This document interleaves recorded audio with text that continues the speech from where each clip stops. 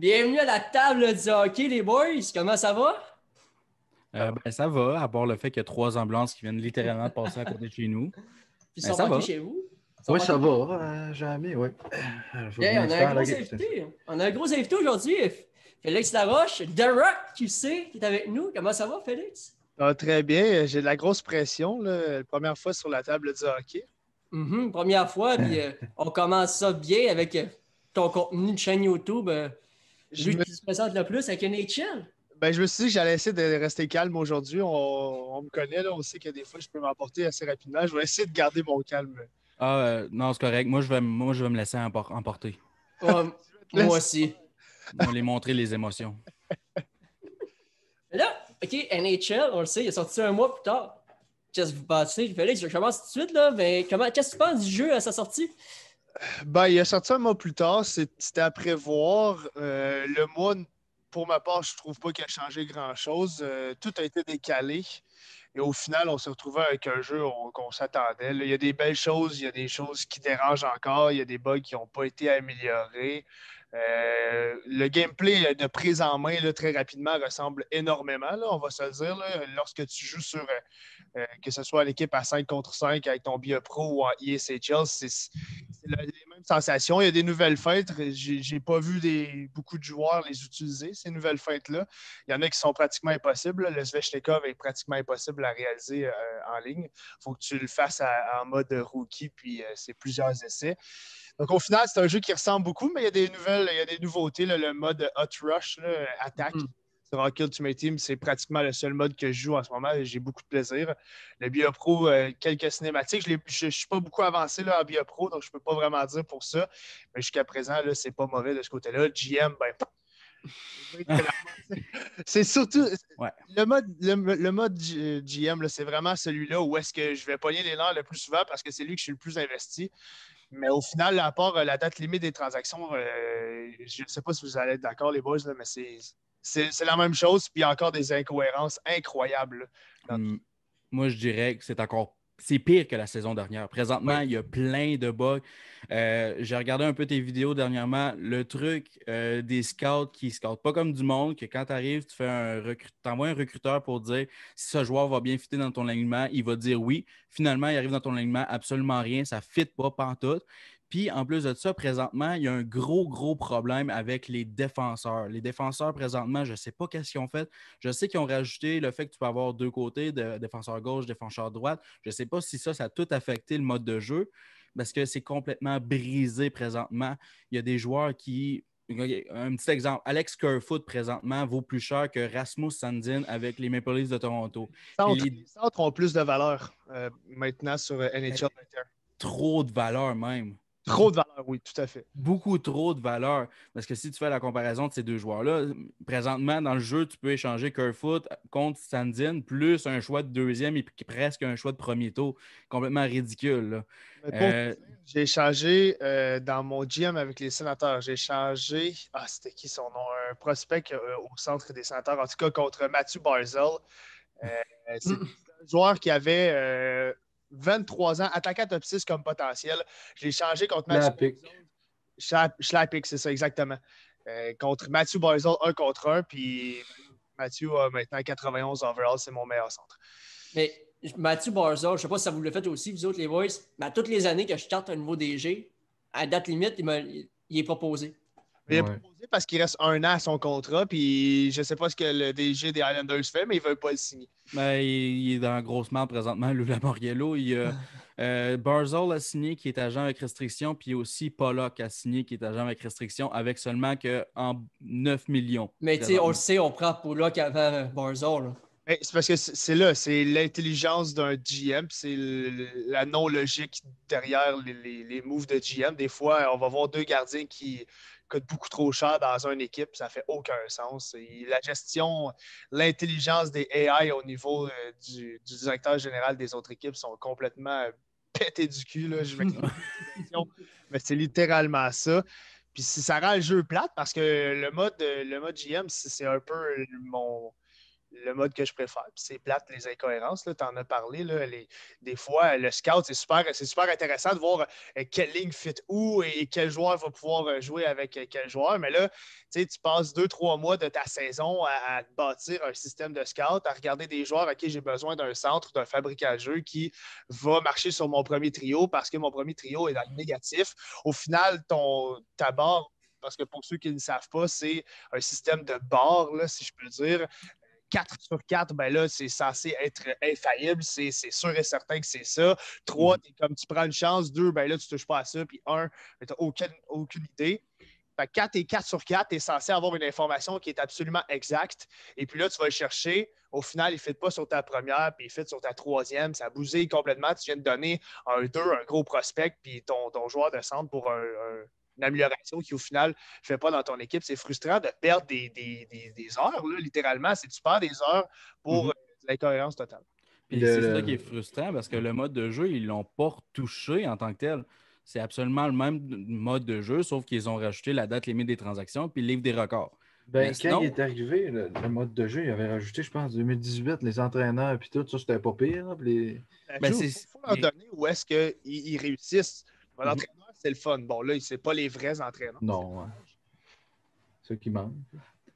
Mais moi, je dirais qu'il faut donner crédit à la série de NHL parce qu'en frais de mode franchise, c'est pas mal dans le milieu du peloton. Pour un jeu que NHL, on s'entendra là-dessus, que les ventes, c'est le jeu de sport qui se vend le moins. Peut-être à part un jeu de tennis par-ci, par-là. Mais sinon, c'est pas mal le jeu. Tu sais, FIFA qui se vend absolument terriblement à chaque année parce que c'est un sport qui se joue partout. Après ça, tu as Madden, le sport américain. MLB va se vendre plus. NBA va se vendre plus que NHL.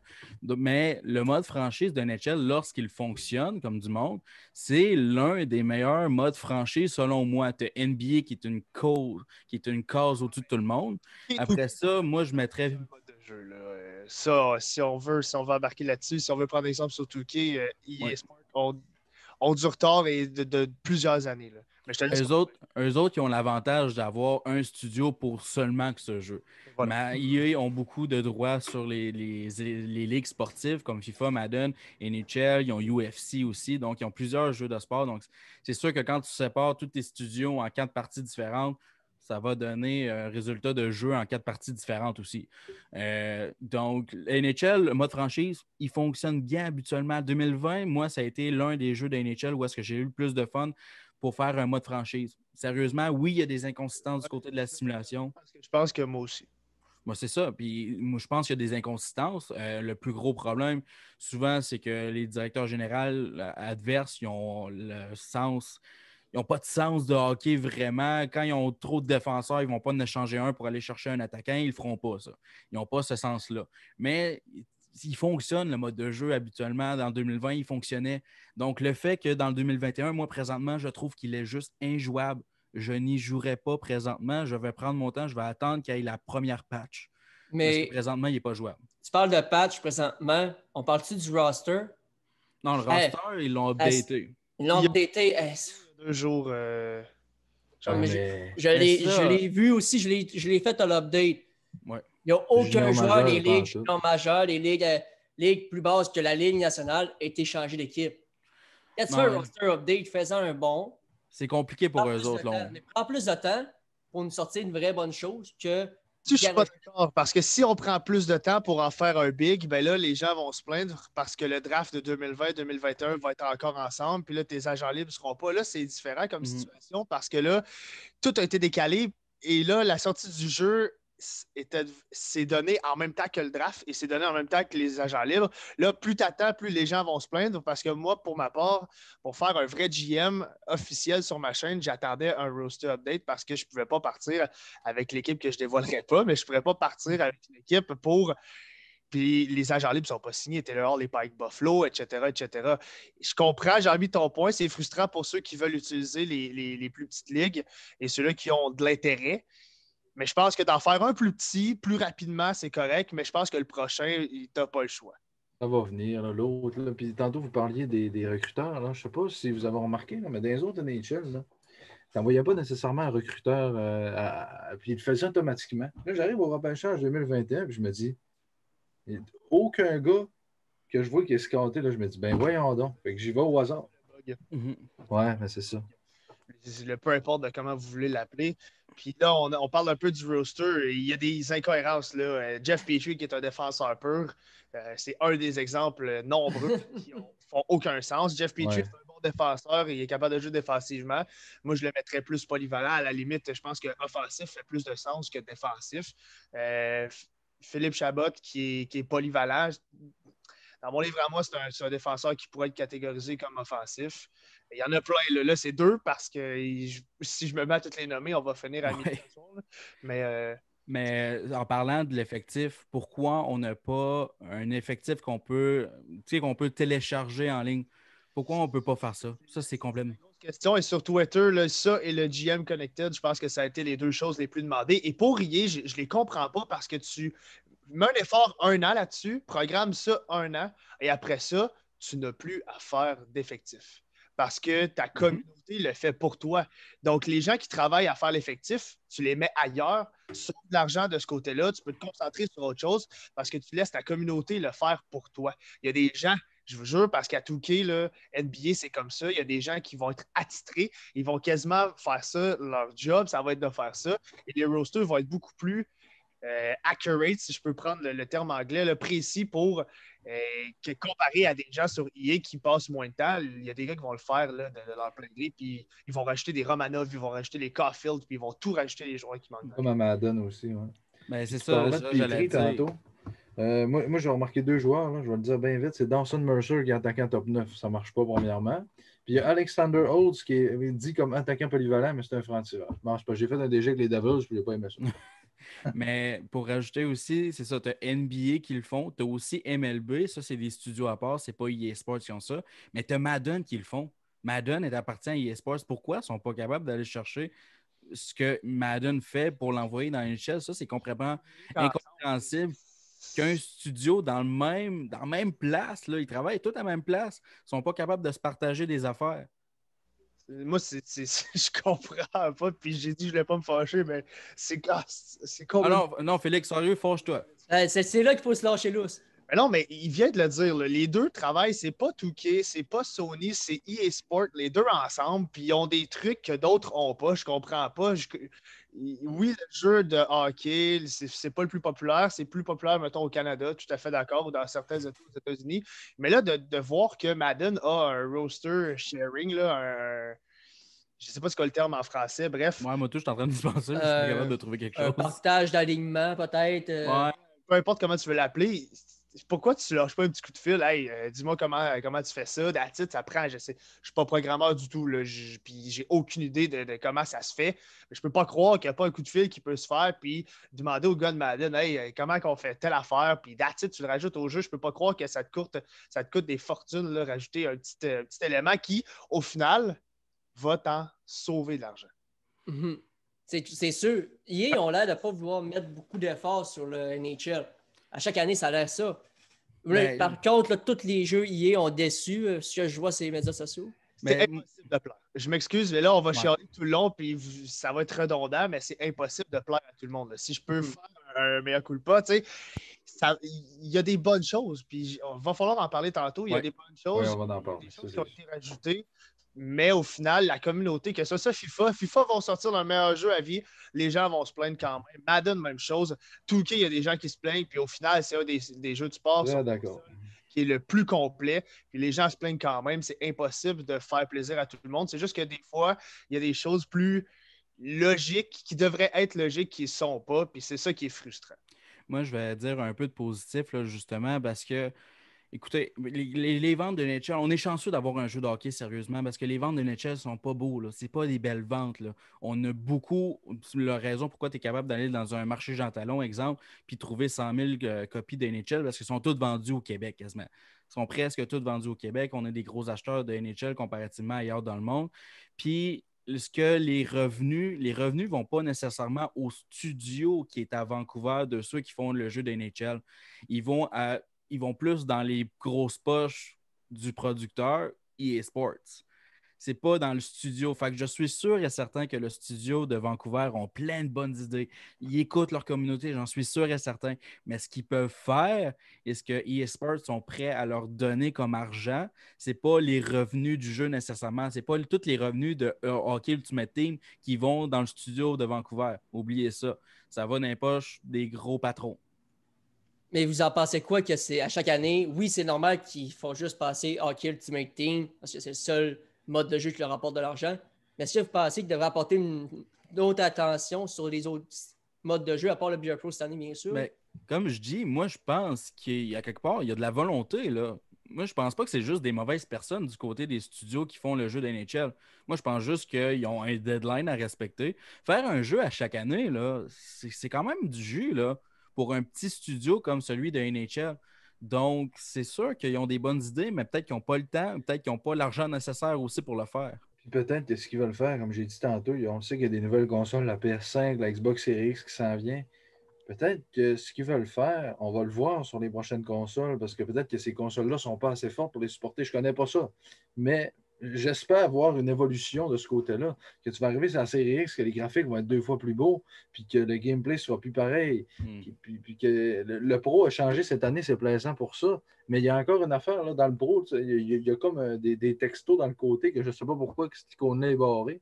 Peut-être plus tard qu'on va le voir, mais ça, j'ai hâte de voir. Là. Mais je suis content qu'il y ait un pro. Puis Félix, c'est drôle parce que l'autre fois, je pense que c'était dans ton 10 heures d'essai ou je ne sais pas, là, mais tu chialais parce que Kempe, tu ne voulais pas manger des hot dogs. Puis ça me faisait rire. Ça. Ouais, ben, c'est le fun. C'est le fun qu'il ajoute des choses comme ça, mais c'est ce qu'il il y a des choses ridicules.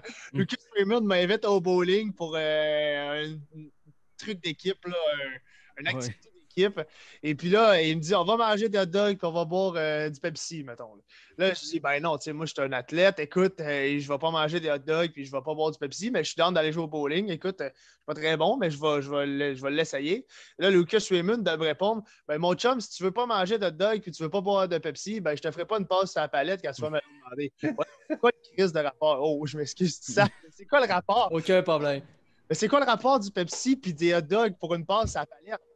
Tu sais, c'est le fun, c'est drôle, puis ça a fait un bon moment sur ma chaîne, puis les abonnés ont apprécié, mais quand je vous parle de logique, ben c'est tout ça. Tu sais, c'est quoi le rapport? Je pense que c'est ça ma phrase fétiche. C'est quoi le rapport avec le hot dog puis les passes sur le tape?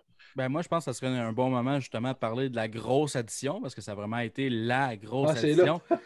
C'est le BIA Pro. Oui. Jusqu'à présent, moi, je l'aime bien parce que le gameplay, il est quand même solide. C'est l'un des meilleurs gameplays qu'on a eu depuis... Ben, sur PS4, Xbox One, c'est le meilleur gameplay qu'on a eu. On ne se le cachera pas. NHL 2015, lorsqu'ils l'ont sorti, c'était désastreux, puis il fallait qu'ils bâtissent là-dessus. Et ils n'ont rien réussi à améliorer vraiment sur le Beer Pro depuis quoi, 2015? Parce que 2014, c'était pas si pire. Ah oui, ça a pris toute une console toute une vie de console pour améliorer le BIA Pro. Là. Ben, on va en parler tantôt du 2015, mais vous, jusqu'à présent, votre expérience de BIA Pro, moi, j'ai une affaire à dire, mais je vais vous entendre avant. Je ne sais pas si Simon, tu veux. Oui, ben moi, là, j'ai joué. Je viens de finir ma première saison BIA Pro tantôt. Puis, non, c'est plaisant. Là. Quand tu es pendant ta saison, c'est long. Là. Tu joues des matchs, puis tu réponds des affaires comme on voit à l'écran en ce moment, là, puis avec ton entraîneur, tes coéquipiers. On n'entend pas, mais je réagis. Je réagis quand même assez fort. Là. Mais, puis, quand tu commences la deuxième saison, c'est là que là, il commence à ajouter des affaires. Là. Tu sais, quand des choses que tu peux acheter, il y a des maisons, mais là, il rajoute des affaires, puis il rajoute des dialogues. Puis ça dépend aussi de la manière que tu vas répondre aux questions, puis que tu t'en vas dans ta carrière. Différemment, tu vas répondre, différemment ta carrière va être. Puis c'est ça, j'aime ça vraiment. Tu sais, dans le vin que tu jouais, là, puis tu avais joué 5 ans et il se pose rien. Il n'y avait pas d'intérêt à faire des saisons. Pas en tout. Là, il y a il y a de l'intérêt, puis je pense que c'est ça qui est intéressant. Les gens vont vouloir continuer leur carrière, puis au final, un BIA Pro, c'est quoi? C'est ton joueur, c'est des moments que tu vis. Si tu n'as pas d'intérêt, pourquoi on veut jouer à BIA Pro? Là? Je vais aller dans scorer des goals en ISHL, puis je vais me sentir pareil. C'est ça. Moi, je pense un peu la même chose que vous autres, les boys. D'un dernier, tu jouais. C'était un peu un grinding, comme on dit en anglais. Mais au final, tu n'avais absolument rien. T'avais pas... ça amenait Il y avait pas de absolument but. rien. Aujourd'hui, avec ton argent, tu peux faire de quoi? C'était pas juste un montant fictif que tu avais. Avec l'argent, tu peux acheter une maison, tu peux créer une espèce de... Mais Joe, qu'est-ce Oui. que ça change d'acheter un scooter qui t'enlève 2 de rapidité? Tu vas voir que ça change. Il t'enlève 2 de rapidité pour acheter un scooter. Ah, mais t'achètes le bicycle, c'est quoi ton affaire avec ton scooter? Qu'est-ce que tu fais là que tu as un scooter? T'achètes le bicycle? C'est la pas du game, Jeremy, c'est une récompense au final. Tu sais, Exact. Call of Duty, là, par exemple, tu gagnes rien à monter de niveau, mais c'est juste de dire, hey, je suis rendu prestigieux. C'est quoi prestigieux? Qu'est-ce que ça change dans ton niveau? Absolument rien. Mais tu peux dire, hey, je monte dans quelque chose. Je fais pas ça pour rien. Tu sais, l'île paradisiaque, c'est plaisant. Tu arrives après 10 ans, puis tu as 4 millions pour l'acheter. Hey, j'ai une belle île paradisiaque. C'est plaisant. T'sais. Au final, ça ne change rien, à part. Non, ça ne change rien. Mon île paradisiaque me permet d'avoir des mains. Mais tu sais, ça, c'est juste un ajout. C'est correct, là. Moi, je rajouterais, par exemple, du côté du mode Bia Pro, il y a des affaires à régler. Un des affaires à régler, c'est les effectifs. On va en reparler parce que présentement, on dirait que les équipes ont absolument aucune masse salariale. Tout le monde va partout. Tu arrives à ta première saison, c'est encore en 2020-2021. Tous les joueurs sont distribués un peu partout. Présentement, Ovechkin joue avec Sidney Crosby avec les Penguins. Ouais, moi aussi. Joe, moi, Ovechkin, d'un, il joue à Montréal dans mon Bia Pro. Mais deuxièmement, oui, je comprends, mais tu t'arrives en off-season, tu arrives l'été. Fait que c'est normal qu'il y ait des joueurs qui aient bougé. Non, c'est normal qu'il y ait des joueurs, mais là, c'est toute la ligue. Tout le monde est parti ailleurs. Il n'y a plus un joueur dans ton équipe que tu t'attends d'aller jouer avec les Rangers. Là, tu as 3-4 joueurs différents. Mais avec moi, c'est pas peu. Avec les Rangers, c'est pas si peu. Mais justement, Ovechkin avec les Pingouins, ça n'arrivera jamais. Puis en plus de ça, il n'y a même pas le numéro 8. Le numéro 8, il n'y a personne dans l'équipe qui... Non, il n'y a personne qui l'a dans l'équipe. Puis il n'est pas retiré avec les Pingouins, je suis pas mal sûr. C'est Dumoulin qui l'a. Ouais. Il n'est pas avec l'effectif, moi, dans le jeu. Fait que Ovechkin, ils ont juste dit non, tu n'auras pas le 8. 2 secondes, là, on va aller du côté des commentaires. Michael Racine qui dit salut à Félix. Il fait dire que c'est Mick QC21. Je pense que ça dit quelque chose pour toi. Mick QC a financé un peu la chaîne tout au long de mon aventure sur YouTube. C'est un des abonnés qui a donné le plus d'argent. Puis, je n'aimerais pas le montant quand même, là, mais il est présent depuis le début. Il a même mérité une place là, en tant que joueur dans mon GM l'an passé.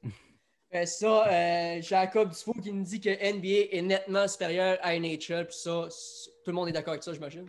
Je pense pas qu'on va s'ostiner longtemps là-dessus.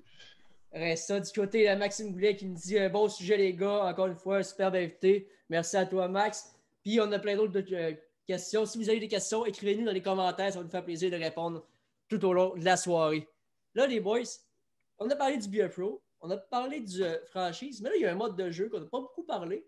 Hockey Ultimate Team. On a parlé vite fait. Dépense de l'argent pour la majorité du monde. Mais Hockey Ultimate Team, c'est quoi qui a changé cette année? Tu en as parlé un peu, Hot Rush. Mais à part ça, c'est quoi qui change? Il n'y a plus de online season, là, de saison en ligne où est-ce que tu montes de division. En tout cas, je ne l'ai pas vu, mais je ne suis pas sûr qu'il n'y en a plus de ça. C'est dommage. Je trouvais ça quand même intéressant. Si tu voulais juste faire une partie online, tu avais quand même un certain intérêt à monter de division. Okay. Je trouvais pas que ça changeait grand-chose de l'enlever. Mais encore là, c'était plus tu as de mode de jeu en Ultimate Team, plus tu divises ta communauté. Et là, trouver une partie en Hot Rush, au lieu de prendre 30 secondes, ça va te prendre 1 minute et demie parce que les gens vont être divisés. Fait que je peux comprendre un peu pourquoi ils l'ont retiré. Mais de loin, Hockey Ultimate Team ne va pas changer. C'est la même histoire de collection et d'achat de pack et de dépenses d'argent. Et pour ce qui est de la dépense d'argent, je peux vous en parler. Les boys, j'étais jeune puis j'en ai dépensé de l'argent avec ma toute nouvelle carte de crédit. Parfois, ça allait à 300-400 $ par année. Je l'ai dit dans ma mise au point, là, c'est des choses que je vous invite à ne pas faire. Là, pour ceux qui regardent, là, ça ne vaut vraiment pas la peine de dépenser des centaines de dollars dans des cartes qui ne valent pas la peine. Et puis qu'après 10 mois, là, il n'y a plus de valeur dans ces cartes-là. Vous avez juste à aller regarder mon équipe de rêve. Là. Je me suis bâti une équipe en jouant. Écoute, je suis au cégep à temps plein. Là. Je ne joue pas tant que ça à Hockey Ultimate Team. Allez voir mon équipe. Là. Super intéressante pour quelqu'un qui a mis 0$ dans le jeu. Ouais, Simon, Joe, vas-y, qu'est-ce que tu en penses? Moi, OK, Ultimate Team, c'est la même affaire que moi, la plupart du temps, quand je dépense de l'argent, c'est quand je suis influencé par mes amis. Fais une fin de semaine de gamage, puis là, il y en a un qui commence à mettre de l'argent, là, tu le regardes, tu dis ah ouais, t'es game, moi tout. Moi et tout. Là, tu commences à dépenser comme un gros cave. Mais à part de ça, j'ai rarement jamais mis de l'argent là-dedans. Moi, j'ai jamais trouvé l'intérêt. Je déteste jouer en ligne parce que, de un, je suis pas le meilleur joueur de NHL. Puis me frustrer après un jeu, je déteste ça pour mourir. Puis je sais pas si c'est le fait que moi, le hockey, c'est le sport que je préfère le plus, que je suis vraiment plus investi. Mais NHL, ça a toujours été le jeu où est-ce que je vais plus me frustrer. Parlez-en à mes anciennes manettes de PlayStation 3 qui ont souffert durant les dernières années. Mais écoute, ils n'ont pas le choix de faire ça nécessairement parce que, comme je l'ai dit, il faut qu'il y ait des revenus à quelque part. C'est pas en faisant la vente du jeu qu'ils vont avoir des revenus nets dans leur poche. D'après moi, s'ils faisaient juste le jeu sans OK Ultimate Team, il n'y aurait pas de revenus. Il n'y aurait pas de revenus parce qu'il faut que tu payes ton équipe, il faut que tu payes l'équipe de recherche, puis ils ne seraient pas capables de faire de l'argent. Fait que le fait qu'ils ont OK Ultimate Team, c'est parfait pour eux autres pour ça. Puis ça va leur faire de l'argent pour développer les prochains jeux. Il faut qu'ils bâtissent avec ça. Ils n'ont pas le choix de leur côté. Donc ça me va. Moi, je ne conseille pas encore une fois de dépenser de l'argent. Là. C'est comme Félix l'a dit, c'est une affaire qui va durer 1 an. Mais je comprends, c'est comme une espèce de dépendance. C'est la même chose pourquoi le monde achète des cartes de hockey en général dans la vraie vie. Ils n'ont pas nécessairement beaucoup de valeur à la base, les cartes de hockey dans la vraie vie non plus. Fait que, oui, tu as la chance de recevoir cette carte mythique de Lafrenière recrue, mais tu vas dépenser beaucoup plus d'argent que tu vas en recevoir dans ta vie quand tu vas collectionner. Fait que c'est littéralement du gambling. C'est ça pareil, là. Il y a un problème là-dessus avec le gambling. Si moi, je vais aller jouer à la roulette au casino, ça prend 2 pièces d'identité, puis je dois passer des gardes de sécurité, puis je dois avoir 18 ans et plus. Là, on parle d'un jeu virtuel. Ça reste, à mon humble avis, du haut de mes 24 ans de moins, là, ça reste, à mon humble avis, un système de jeu de loterie. Puis il y a des kids qui ont accès à ça. C'est super facile. Un compte PayPal, là, facile, tu n'as même pas besoin de carte de crédit. Puis tu peux dépenser de l'argent quand tu as en bas de 18 ans. J'ai de la misère avec ça. J'ai vraiment de la misère avec ça. Quand tu lis les règles dans certains États, dans certaines places, dans certains pays, c'est un mode de jeu qui est littéralement illégal à des places. Parce que tu incites des enfants à dépenser de l'argent pour recevoir absolument rien au final. Toi, Simon, t'en penses quoi? Ouais, ben moi, en fait, je trouve que c'est tout le temps la même affaire. Tu sais, là, vous allez me dire, ouais, mais c'est ça le but, je comprends. Sauf que, tu sais, dans le 2020, j'avais quand même une bonne équipe. J'avais Crosby comme premier centre. Là, dans le 21, il faut que je recommence encore. Là, j'ai Dano parce que j'ai pris le Canadien comme équipe préférée, mais on dirait que ça ne me tente même pas de jouer des games. Je voudrais avoir de l'argent. Là. Moi, je serais le genre, là, puis je l'ai fait dans le 20, j'ai payé, j'ai même pas joué aucune game, puis j'ai acheté mon équipe au complet des joueurs. Simon, si je peux juste t'interrompre, là, avant, en plus de ça, là, je ne sais pas si vous vous rappelez, mais quand tu avais une bonne équipe, tu avais des joueurs qui valaient cher, ils te redonnaient un peu de l'argent que tu avais dans ton dernier jeu. Aujourd'hui, ils ne font plus. Ils donnent une récompense, pas avec des packs parce que tu as acheté tu l'as précommandé. Mais c'est des packs de juste des joueurs argent de moins bonne qualité. C'est des joueurs de merde. Avant, tu recevais un peu de ton argent que tu avais investi dans le dernier, dans les nouveaux. Aujourd'hui, ils ne le font juste plus. Puis, comme Félix parle, l'autre fois, j'ai essayé de trouver le mode. Je voulais jouer contre quelqu'un en ligne et gagner des pièces, mais je ne l'ai pas trouvé non plus. Mais tu sais, c'est pas un mode que je vais jouer. Les 2 plus gros modes que je joue, c'est franchise, devient pro. Des fois, je fais une saison avec les 5 néens, mais c'est très rare que je joue en équipe de rêve. Moi, ce que j'aime de l'équipe de rêve, c'est comme présentement, ce que je fais, c'est avec la table du hockey. On a plusieurs joueurs qui sont passés au podcast, qui sont dans le jeu. Je me fais des alignements différents. À toutes les années, je prends des joueurs différents qu'on a reçus. Même que David Dernay, vous le savez, j'ai une grande admiration envers David Dernay. Puis c'est mon centre de premier trio présentement. Quand Jean-Michel il voit David Dernay dans la vraie vie, il est de même. Il est drette. Là. OG Maximiliano qui a marqué devrait mettre la barre de tension dans la game. Plus ça augmente, plus ça jouerait cochon dans les games. Vous en pensez de quoi de ça? Ben, si on veut revenir un peu dans le passé, NHL 2K6, je pense, et je me rappelle qu'il avait introduit ça. Où est-ce que tu peux avoir un goon qui était vraiment un intimidateur. Ça s'appelait le mode intimidateur, littéralement. Où est-ce que tu avais un joueur qui pouvait intimider l'adversaire, puis l'adversaire jouait moins bien après une couple de mise en échec. J'adorais. C'est quelque chose qui arrive au hockey. Je veux dire, Tom Wilson, quand il embarque sur la patinoire, je peux te dire que Sidney Crosby, il sent petit dans ses patins. Là. On peut citer Jonathan Drouin aussi. Ben ça, c'est quand il voit Alexander Pas Ovechkin. besoin de parler. Sans littéralement avoir un système comme 2K06, là, on peut avoir un système à la 2K, mais au basketball, où est-ce que quand tu manques des lancers ou tu te fais bloquer plus souvent qu'autrement, ton joueur va avoir un petit logo de glace. Tu sais, si tu te fais frapper 3 fois par Tom Wilson Open Ice, puis t'en perds ton chapeau, ton casque, puis là, peut-être que ton joueur, au lieu d'être blessé en ESHL, par exemple, là, chose que je trouve complètement ridicule, mais au lieu d'être blessé en ESHL, ton joueur pourrait avoir un petit icône de glace ou être moins efficace parce que là, tu es sur une mauvaise séquence, ça fait 3 échappées que tu manques, tu t'es fait frapper à maintes reprises. Je pense que ça pourrait être un ajout qui est intéressant. Ça mixerait un peu, ça donnerait aussi l'intérêt de jouer avec un agitateur ou un attaquant de puissance parce que là, tu pourrais avoir un impact autre que juste frapper pour frapper. Là. Ça pourrait déstabiliser les joueurs pour vrai. Toi, Simon, t'en penses quoi? Je joue pas à ESHL, je veux dire, on joue, là, mais tu sais, tout ce que je veux, moi, c'est compter On des devrait se buts. partir de notre puis, club à la table du hockey. Ah, mais ben, nous je autres, pense c'est que- sur Xbox. Ouais, mais nous, on est sur Ouais, Xbox. c'est ça. Arc. Ouais, Ouais, on c'est est bon. sur Xbox. Puis, je pense que c'est deux, hein? Vous autres, vous êtes sur la PS, nous autres, on est sur Xbox. On est Puis, sur la console supérieure, oui. Continue. Non, non, non, non. Ouais. non. Regarde les ventes. On Continue. s'obstinait longtemps là-dessus. Si tu veux qu'on fasse un podcast de parler de ça, puis- Ah, pas trop. On va y on aller. va en faire un. Mais Hey. Pèse sur triangle pour jeter les gants. non, ESHL, j'aime ça. Tu sais, jouer en équipe, c'est plaisant. Hein. Puis quand tu joues avec Mais- des bons, c'est plaisant. Mais cette espèce de truc-là qu'on parlait, là, justement, du mode intimidateur, je suis pas sûr que ce soit quelque chose qui soit tant difficile à mettre dans le jeu, parce que c'est quelque chose qu'il y avait aussi dans le passé, où est-ce que tu pouvais avoir un joueur en bas énergie. NHL 2006 le faisait. C'est quelque chose que tu peux avoir. 2014, ils l'ont fait aussi. Ouais, ben ça, c'était plus en ligne, si je me rappelle bien, Ouais. lorsqu'un joueur performait moins. Mais moi, je parle de NHL 2006, le mode DG du temps. Quand un joueur ne fonctionnait pas bien, il y avait un petit logo justement qui disait écoute, le joueur ne joue pas bien. Il y avait aussi des logos pour un joueur qui avait la grippe. Il y avait quelque chose de ce style-là qu'on n'a pas. Pourquoi on peut pas? C'est vrai. Pourquoi on ne peut pas avoir des suspensions? Des suspensions, Ouais, ça c'est serait vrai. tellement incroyable. On peut avoir des majeurs. Pourquoi après une majeure, on ne pourrait pas dire au joueur OK, ce joueur-là ne peut pas jouer après un certain temps? Écoute, il y a plein d'affaires qu'on pourrait rajouter. Je pense que La liste, Le match des étoiles. oh, ça, c'est des affaires qui existaient depuis longtemps et qui ont ôté. Ils ont Mais- ôté, puis pourquoi? La classique hivernale. quand je parlais des choses qui sont pas là, qui sont manquantes, puis que c'est obvious, là, qui devraient absolument être là, mais le match des étoiles, là, je m'excuse, là, sans nécessairement avoir un concours d'habileté, là, de réunir les meilleurs joueurs de la saison, là, c'est Félix, une évidence. Là.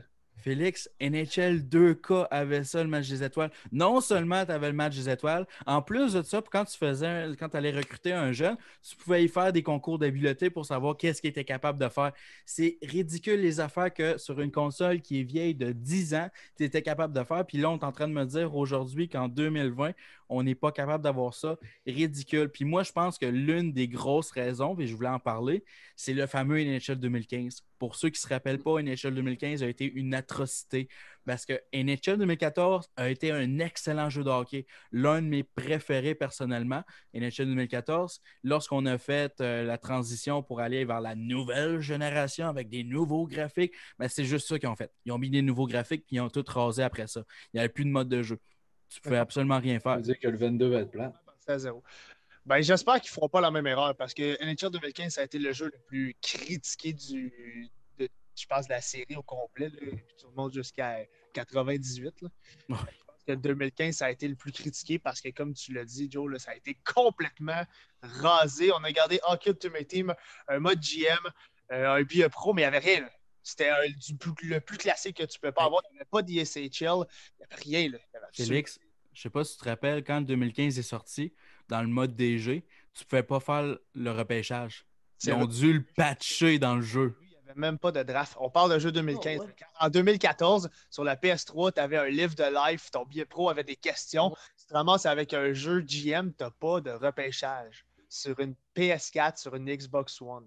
Mais c'est pour ça que moi, je pense qu'ils ont dû comme recréer vraiment de tout. Fait que tout ce qu'il y avait sur la PS3 qui était super le fun, ils ont dû tout raser ça pour faire un nouveau jeu sur la nouvelle génération. Puis là, on a dû partir avec 2015. Parce que 2016 n'a pas été un super upgrade. Après ça, ça a été le 2017 qui a été... Après un 2015, il paraissait bien. Le 2016, je veux Ouais, dire, mais tu peux pas faire pire. Là. Le 2016, ils ramassaient un peu les morceaux à terre qui restaient de la franchise au passé. Mais après ça, tu as le 2017 qui a rajouté le repêchage d'expansion. Ils ont rajouté l'Ultimate Team, il restait pareil. Mais là, quand même facile. vous avez parlé de livre de live dans le 2014. Je me rappelle dans le 2014, quand tu t'arrivais dans la Ligue nationale, tu avais une image avec ton joueur sur une pancarte, comme en rentrant dans une grosse ville, tu as une pancarte qui marque la nouvelle Superstar est arrivée en ville. Là, on nous demande au début des Beer Pro, ils nous proposent une boîte de céréales. Un sponsor d'une boîte de céréales. On dit, ah oui, pourquoi pas, on va être sur une boîte de céréales. Ils ne nous montrent même pas la maudite boîte de céréales. Il me semble que c'est pas dur prendre. Il m'en a fait, puis je pense que Philip Rockvis est fier d'annoncer qu'il va s'associer avec Kellogg. J'aurais pensé plus Vector. Mais Vector, ça doit être à Kellogg. Ils ont comme 40 000 sortes différentes. J'en mange, puis oui. La game des céréales. On fait-tu un podcast de céréales, tout le monde? Let's go. On passe ça.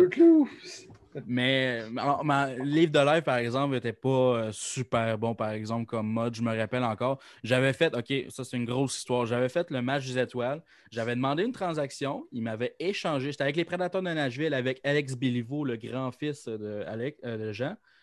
J'ai fait le match des étoiles. Ils m'ont échangé à Vancouver. Vancouver m'ont sacré au balotage pendant que j'étais le premier pointeur de la ligue.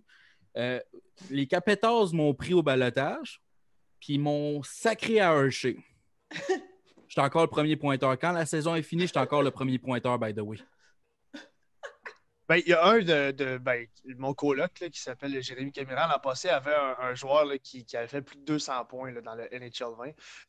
Il a simulé. Puis il y a une option que tu peux mettre, c'est pas de pénalité de simulation, qui est une option que tu peux désactiver, mais au final, tu as des pénalités quand même parce qu'il y avait 200 points. C'était le meilleur pointeur, c'était le meilleur marqueur. Il avait brisé tous les records. Il s'est ramassé sur une 4e ligne. Puis je pense qu'au final, il s'est fait retourner dans le junior.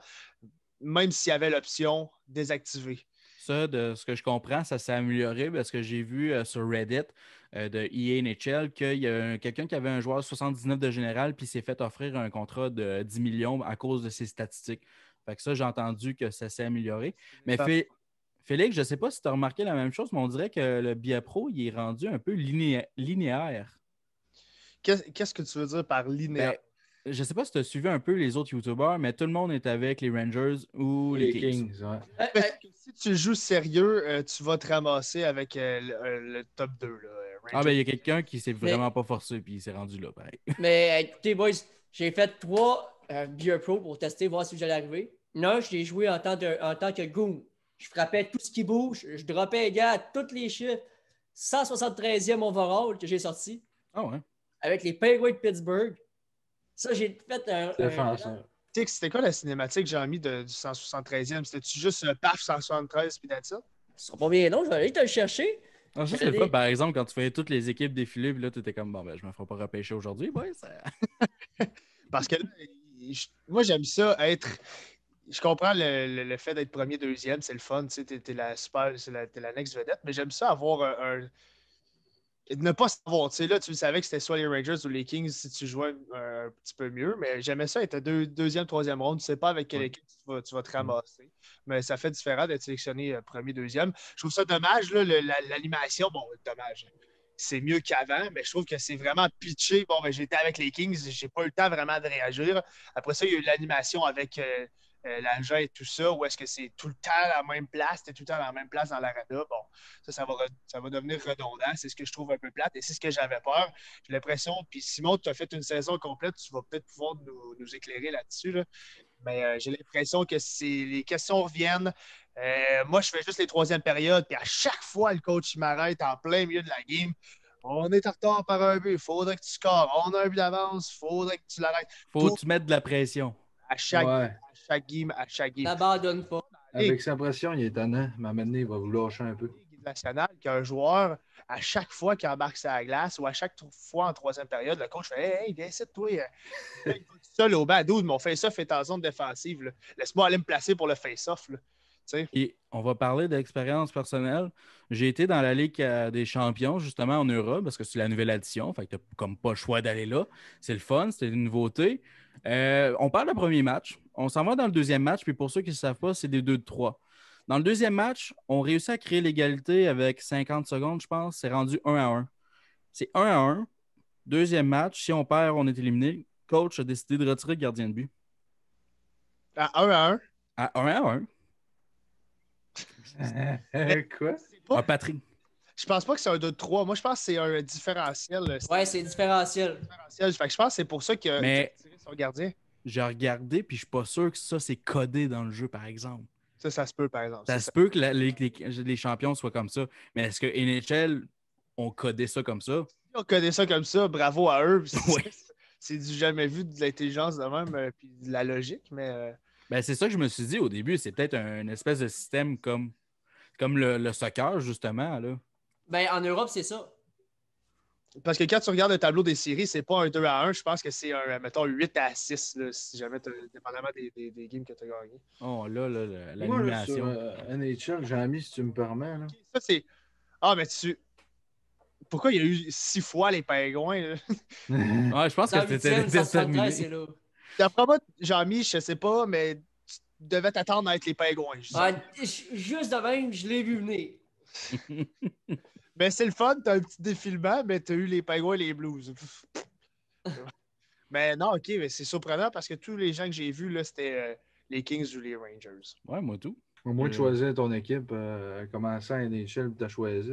Puis il y a une affaire que j'aimerais dire, là, c'est que depuis, je pense, ça fait quoi, 2 ans que le chrono est en bas?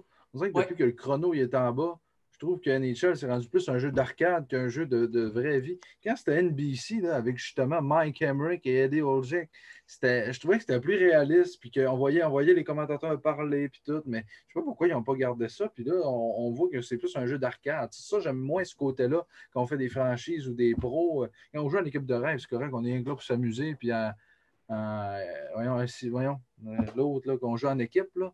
Oui, c'est ça, ISHL, c'est correct. Mais quand on fait une franchise, puis tout, puis tu joues, je trouve que c'est trop arcade un peu. Là. Il manque un petit peu de réalisme. De mordant, oui, de réalisme. Mais non, ben, je pense qu'on va pouvoir en parler. Je pense qu'on pourrait parler un peu des bonnes affaires, là, par exemple. Ah oui, parce on a dit pas mal de mauvaises affaires, mais je pense encore que ça peut. C'est un bon jeu. Pour le gameplay, c'est un bon jeu de NHL, moi, je pense, personnellement. Dans tout et partout, là, si tu ajoutes la date limite des transactions dans le GM. Ouais, mais on peut en parler de la date limite. Le mode Hockey Ultimate Team qui ont rajouté le mode Hot Rush. NHL 94, écoute, pour ceux-là qui se sentent nostalgiques, ça peut être intéressant. Je pense qu'overall, même s'il y a beaucoup de choses encore à améliorer, c'est de loin le meilleur jeu qu'on a eu sur la console PS4. Ouais. On pourra parler aussi de la date limite des transactions, mais j'ai une petite question improvisée. Là. Ouais, vas-y. Ça m'a trotté longtemps dans la tête. Est-ce que NHL eSport aurait pu prendre une année sabbatique, sachant la situation, se concentrer complètement pour nous sortir un de ces jeux l'an prochain, en septembre, prendre 1 an complet, 2 ans au complet pour développer un jeu, faire un roster update, peut-être arranger quelques trucs sur NHL 20, mais au final, nous sortir un jeu sur la PS5 avec des nouveaux graphiques, avec un GM Connected, avec un roster sharing, avec tout ce que vous voulez, parce que là, ils ont eu 1 an pour se concentrer là-dessus. Moi, ça fait longtemps que je veux ça, ou à la limite, faire comme un Call of Duty. Je sais que là, c'est complètement rêvé. 1 année, c'est 2K, 1 année, c'est EA. 1 année, c'est 2K. 1 année, c'est EA. Mais c'est intéressant. Ça, demander. Pourquoi 2K ne font pas un jeu d'y regarder? Parce que c'est la licence. Un jeu? Non, ils n'ont pas les droits. Ouais, il faut qu'ils payent pour les droits, puis ils ont refusé de payer. Mais moi, j'ai un système que je pense que vous allez aimer. Parce que présentement, les jeux de sport sont pas mal tous dans le même bateau. Ils se vendent de moins en moins. N'importe quel jeu de sport, vous regardez les ventes année après année, ils se vendent moins parce que le monde sont rendus tannés de dépenser pour, la plupart du temps, on ne se gâchera pas, un roster update. La plupart du temps, c'est ça. Mm-hmm. Il y a beaucoup... C'est ça, là, pour les fans qui jouent à chaque année. Exact, ça ne vaut pas le 80$. Tu t'achètes la version de base. Oui. Tu es à 120$. Là. Exact. Donc, moi, mon système est assez simple. Puis, justement, tu faisais une comparaison en Call of Duty, mais moi, je vais y aller avec le Call of Duty Warzone, qu'est-ce qu'ils font présentement, puis qu'est-ce que plusieurs jeux font présentement, comme Fortnite, des Battle Royale, des espèces de saisons. De faire ça, justement, tu attends 2 ans avant de faire un jeu. Parce que moi, je pense que c'est là qu'on voit une plus grosse différence. Si tu vas du 2019 au 2021, là, tu vas voir une grosse différence. Mais du 2020 au 2021, il n'y en a pas tant. Fait que moi, ça serait une espèce de système de saison, justement, que tu rajoutes des affaires, tu rajoutes des nouveaux chandails que tu peux créer, tu rajoutes des nouvelles affaires à Ultimate Team, tu fais des roster updates that's it. Puis après ça, ben, tu sors avec ta nouvelle édition. Moi, je pense que c'est quelque chose qu'on voit de plus en plus du côté des jeux vidéo, puis que c'est un marché qui fonctionne parce que ces jeux-là font beaucoup d'argent. Donc, ça fonctionne. Est-ce que ce serait un système d'abonnement? Parce que là, il faut Oui. penser au profit. Parce qu'au final, tu fais des jeux pourquoi? EA font des jeux pourquoi pour avoir de l'argent. Là. Ce serait un système d'abonnement mettons, Warzone. Là, Oui. c'est un jeu gratuit, mais là, à chaque année ou à chaque mois, tu devrais payer, mettons, un montant de 20$ par mois. Ben là, c'est énorme. Là, Mais mettons 20$ aux 6 mois. Là. Aux 6 mois, ouais, exact. Ou au final, dans ton année, c'est 80$ que tu payes comme un jeu normal, mais tu n'as pas à le réacheter à chaque fois. C'est une continuité. Moi, honnêtement, je l'ai vu passer. Il y a un gars sur Twitter qui l'avait mentionné, je ne me souviens plus c'est qui, là, qui avait sensiblement la même idée, puis je suis vraiment pas contre. Parce qu'on voit que le succès que Fortnite a eu, au final, ça te permet de changer des trucs, de ramener des trucs si ça a plu, de tester des choses. Et, honnêtement, je pense que c'est une des bonnes idées là, pour. Puis ils ont rajouté des affaires quand même drôles. Là. Comme, mettons, je pense que c'est ECHL, justement, que tu peux avoir des patins invisibles. Mais rajouter des petites affaires de même, justement, de l'équipement qui est différent de saison à saison. Moi, je pense que juste le consommateur de NHL en général va être content avec ça. Il n'a pas nécessairement besoin d'un nouveau jeu pour faire ça. Là. Non, non, tout à fait. Mais là, les boys, on en a parlé vite fait tantôt. Moi, ça, on en vient. Parce que là, on a une question dans le chat de Alexandre Laporte qui nous demande c'est quoi qu'on pense de la date limite des transactions dans le WDG. Bel ajout, sauf que ça prend un truc pour avancer le temps. Là. Ça prend un truc pour faire aller ça quick, que je ne sois pas obligé de dire bon, ben, j'ai fait mes trades, il est 7h15 le matin. Moi, l'autre fois, ça m'a fait ça. J'ai fait mes affaires, j'ai pas envie de passer parce que je pense que c'est environ 15 à 20 minutes. Là. Rester là tout le long, c'est 15 à 20 minutes. Puis des fois, ben, c'est pas long de faire une transaction. Là. Tu fais ta trade, tu as fini, là, tu attends. C'est super le fun, par exemple, alerte transaction, bang, tu as le joueur qui est tradé, il y a beaucoup de choses qui se passent. Tu as des gars sur le trade block, tu peux aller les chercher, il faut que tu te dépêches parce que sinon, ils vont être vendus. Honnêtement, c'est un très bel ajout. Par contre, il faut que tu me permettes d'avancer rapidement. Il faut que tu me donnes une option d'avancer, d'arrêter la simulation. Mais peut-être pas l'arrêter, mais la mettre en temps normal, accélérer, comme un peu la simulation d'une partie, x4, x2, x8. Je pense que s'ils l'ont pour une game, ils sont capables de le mettre pour le GM. Là. Moi, on le voit là, présentement à l'écran. Je l'adore parce que justement, ça donne aussi des informations comme les statistiques en bas. C'est des belles petites touches comme ça. Tu as aussi les trade alerts, comme un peu quand tu réécoutes RDS en live, c'est ça qui va arriver. Sauf que ce système-là, d'enchères-là, moi, je pense qu'on aurait pu faire de quoi d'incroyable avec les joueurs libres. J'étais sûr, en fait, quand j'ai commencé, quand j'ai eu mon 10 heures, je me suis dit, je vais aller jusqu'aux joueurs libres, puis on va avoir essentiellement la même chose. Parce que c'est qu'est-ce qui se passe aussi dans la vraie vie. On le voit, c'est un système d'enchères. Les équipes vont essayer de s'accoter, mais on n'a pas ça pour les joueurs libres. Ça, je trouve tellement que c'est une belle façon de rajouter quelque chose dans le jeu. Jonathan? Oui. Je suis content que tu en parles, ça. J'avais d'en parler. Parce que c'est le fun. Exactement, c'est le fun. Sauf qu'on a manqué tellement une belle opportunité qui était facile parce qu'il est dans le jeu, le système. Donc, j'imagine que pour les joueurs libres, ça ne doit pas être quelque chose de très difficile à coder par la suite. Puis, on va donner crédit aussi pour le mode franchise. Je voulais en parler tout à l'heure, mais je vais glisser rapidement. Le repêchage, c'est l'un des meilleurs jeux de sport pour le repêchage parce que tu as des surprises, tu as plusieurs rondes, tu ne sais pas à quoi t'attendre. Moi, je l'adore, le repêchage personnellement de NHL, fait que je voulais juste le glisser. Qui ont mis, malgré que là, il est un peu. Ouais, mais il est excellent parce que tu viens de le dire, là, tu peux avoir des surprises en 5e ronde. Oui, exact. Ouais, Simon, vas-y. Mais ce que je voulais dire, oui, c'est ça. Les agents libres, là, tu te ramasses à signer un gars comme Mike Hoffman, il te donne la réponse le 7 juillet. Ouais, je ne veux pas le savoir le 7 juillet, je veux savoir le 1er juillet. pourquoi ils ne font pas une affaire comme Félix a dit, mettre du temps, là? Là, tu commences à 6 heures jusqu'à 3 heures l'après-midi, puis tu avances le temps, tu signes des gars, puis si ça ne fait pas, tu leur signeras le 2, c'est pas grave. Après ça, tu n'es pas obligé de mettre des journées tous les jours. Tu sais. C'est tellement bon ce que tu dis, Simon, parce qu'au final, là, moi, je veux signer un ailier gauche. J'ai besoin d'un ailier gauche. J'ai 12 millions de masse, de place sur la masse. J'ai besoin de 2 alliés gauche. J'ai fait une offre aux 2. Le premier qui accepte, c'est lui qui est dans mon équipe. Tu sais, au final, je n'ai pas le droit de décider après, oh, ben là, that's it, tu as pris trop de temps pour accepter.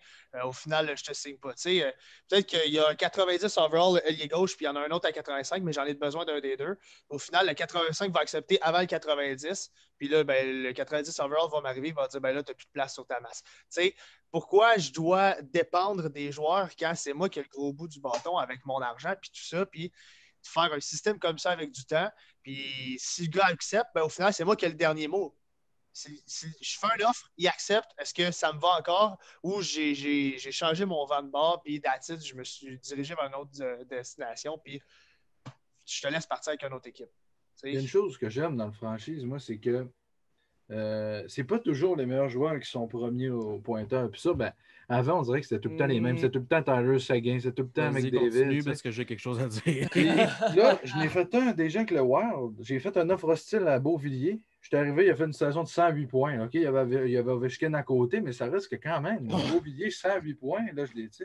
Est-ce que Beauvillier se sorte une saison de 108 points? Ça va être non, ça n'arrivera pas, sauf que c'est quand même une surprise. On ne s'attend pas à ça. T'sais. Oui, c'est le fun comme surprise. Sauf que tu as des moments comme, admettons, justement, j'ai fait une simulation. Connor McDavid, qui est à 97 de général, qui fait 79 points. Mais McDavid, depuis qu'il est dans le jeu, il n'a jamais fait des bonnes saisons. Je sais. Il y a certains joueurs. Tyler Seguin, c'est le meilleur. Il simule tellement bien. J'en ai aucune idée pourquoi. Les boys, il y a des stats cachés, c'est pas compliqué. Pourquoi un joueur va tirer 350 fois en tant que franc-tireur, en tant que, mettons, fabricant de jeu, puis ton franc-tireur va shotter 150 fois? Pourquoi mon franc-tireur finit avec 58 points, 58 passes, 10 buts, puis mon fabricant de jeu, c'est le contraire? Ben, ça, c'est le gros problème aussi du le monde qui veut créer justement des joueurs comme Caulfield. On le sait, ça fait depuis 3 ans environ que quand tu crées un joueur, il va tout le temps tirer plus. Les joueurs créés, là, ils tirent. Ça n'a aucun sens, puis c'est ça qui enlève un peu de fun. Moi, je veux créer tous les joueurs. Tu veux avoir Cole Caulfield dans ton alignement, tu veux avoir des joueurs comme Romanov, mais tu ne peux pas les créer parce que ça va donner des statistiques complètement irréelles. Tu fais un défenseur, il va marquer tout le temps plus de buts qu'il va faire de passes. C'est ridicule, complètement ridicule. De ce côté-là, je voulais toucher à quelque chose que j'ai complètement oublié. Fait continuer. Pour en revenir aux joueurs que tu as dit, qui ont créé, dans le 20, je l'ai créé qu'au fil. Je l'ai mis à Laval, première saison, 50 buts, 40 pas. Ah, mais quel overall tu t'as mis? Je l'avais mis à 75. Non, mais sérieusement, les joueurs créés, là, tu peux les mettre à 75 de général puis les mettre avec 2,90 de général sur la première ligne de ton premier trio dans la ligne nationale, puis il va faire 50 buts. Mais... Puis, oui, c'est ça que je voulais dire. Félix, écoute, j'ai regardé quand c'est des goalers des fois qui te font chier dans la simulation. Tu sais quoi, j'y pensais, j'attendais d'avoir un moment pour en parler, les foutus gardiens. Mais moi, j'ai quelque chose à dire là-dessus, par exemple, parce que je pense que c'est l'affaire qui est plus logique. Parce que là, justement, on vient de voir cette année en finale de la Coupe Stanley, fucking Anton Kudomin qui se ramasse en finale de la Coupe Stanley, qui a des statistiques par rapport. Il ne refera plus jamais ça de sa vie, là. Mais c'est logique, mais à quel point, Joe? Non, je sais. Le jeu, c'est normal des fois, puis tu l'as vu, mettons, avec. C'est la même chose quand tu as une grosse formation. Tu peux te faire sortir en 4 si tu arrives avec Tampa Bay, mais quand ça t'arrive 3 fois de suite, j'ai de la misère avec ça. Tampa Bay, cette année, ils sont allés chercher le trophée. C'est vraiment compliqué. Là. Les gardiens, là, ouf, que ça, là, je pense que c'est la chose qui me fâche le plus parce que je vais avoir une équipe moyenne avec un gardien. 90, mon gardien ne va rien changer. Il ne me fera pas gagner plus, il ne me fera pas perdre plus, ça ne change rien. Puis j'ai une grosse équipe avec un gros gardien. Je peux le perdre en 4 la première ronde. J'ai une grosse équipe avec un gardien 75 overall qui m'a gagné la Coupe Stanley. Le nombre de fois que ça m'est arrivé depuis le 2015, le nombre de fois que ça m'est arrivé de me faire sortir et de péter une coche parce que je me faisais sortir par un gardien 60. Oui, je m'en rappelle. C'est arrivé trop souvent. Puis ça, là, c'est une affaire qui me fait casser des manettes. Là. C'est de perdre contre un gardien 78 overall avec des défenseurs 69 overall, c'est la troisième paire. Là. Mais je pense justement, dans le 20, l'an passé, tu avais une équipe, je pense, d'un club pacté. Là, je me rappelle plus avec qui tu l'avais fait. Trashers Atlanta. Ouais, c'est ça. Puis tu avais plein de bons joueurs et tout, puis tu t'es fait sortir en première ronde. Tu étais, voyons, c'est qui se passe. Mais tu sais, je te comprends. Mais en même temps, écoute bien ça, je n'ai fait un cette année avec le Wild, mon gardien 84, tu gagnes la coupe. Tu sais. Mais à la limite, tu sais, un gardien entre 80 et plus, c'est explicable. Tu sais, coup d'aubine. Les Highlanders qui ont Grice, qui ont Varlamov, c'est pas des gardiens numéro un. J'ai tout le temps dit dans la Ligue nationale, t'as pas besoin d'un gardien qui coûte 10 millions. Je vise personne. T'as pas besoin d'un gardien qui coûte des gros millions pour gagner. Ça l'aide. T'en as pas besoin. Tu sais, c'est pas une nécessité. Fait que c'est la même chose dans un GM. Tu n'as pas besoin de gardien à 80 overall et tu n'as pas besoin de gardien à 90 et plus pour gagner. Mais quand tu tombes en bas de ça, un gardien des ligues mineures, là, ça commence à être un petit problème. Mais c'est le sentiment de juste pas savoir pourquoi. C'est ça le plus gros. C'est ça, c'est là où est-ce que tu as plus de. C'est là que tu as plus de frustration dans n'importe quel jeu vidéo en général. Quand tu ne sais pas pourquoi ça ne marche pas de ton côté. C'est ça un peu le problème parce que tu as les statistiques, tu essaies de regarder si tu prends du temps, tu regardes les statistiques, tu essaies de comprendre mais pourquoi ce gardien-là, c'est un gardien de but-là, simule bien. Pourquoi? Cole Caulfield prend 400 shots dans l'année. Pourquoi, tu sais, Touquet, ça revient tout le temps à Touquet, mais je vous jure, tu avais la chance d'aller acheter Touquet 20, pas le 21, Touquet 20, à peu importe le prix qui est, même le 19. Allez essayer le mode franchise, le mode GM de Touquet, vous allez comprendre ce que je veux dire. Il est complet. Tu vas créer un joueur, ils vont te demander hey, tu peux passer 3 heures pour créer un joueur parce qu'un tir à mi-distance, à quelle fréquence il va le prendre son tir à mi-distance?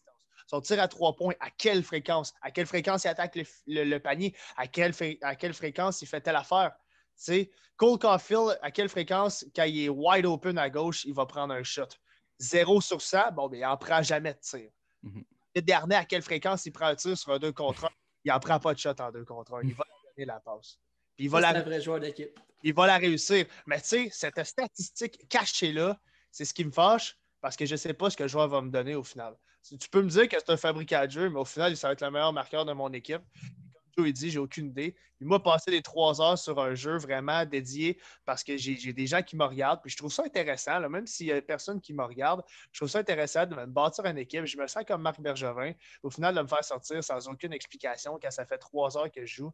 Puis il y a un DG AI, un ordinateur qui a des tout nus en défensive, puis qui a un gardien qui serait pas bon dans mon équipe, puis oui, de EC.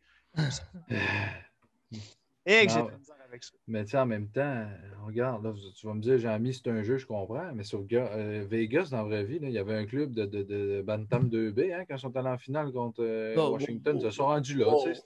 C'était une équipe surprise, tu sais, mais ils se sont rendus là pareil. Ben là, c'est un autre podcast, Simon, là, où est-ce qu'on va parler de hockey parce que. Ah, mais on se cachera pas, personne n'était capable. Personne ne pouvait gager ce que Carson a fait, personne n'était capable de gager ce que Marchessault a fait. Ouais, mais vous savez ce que je pense d'eux autres. Mais les boys. On va se battre là-dessus. Les boys, moi, il y a un goaler qui me met. Que je comprends pas son overall. Igor Shesterkin, je sais pas si je le prononce bien. 86 overall.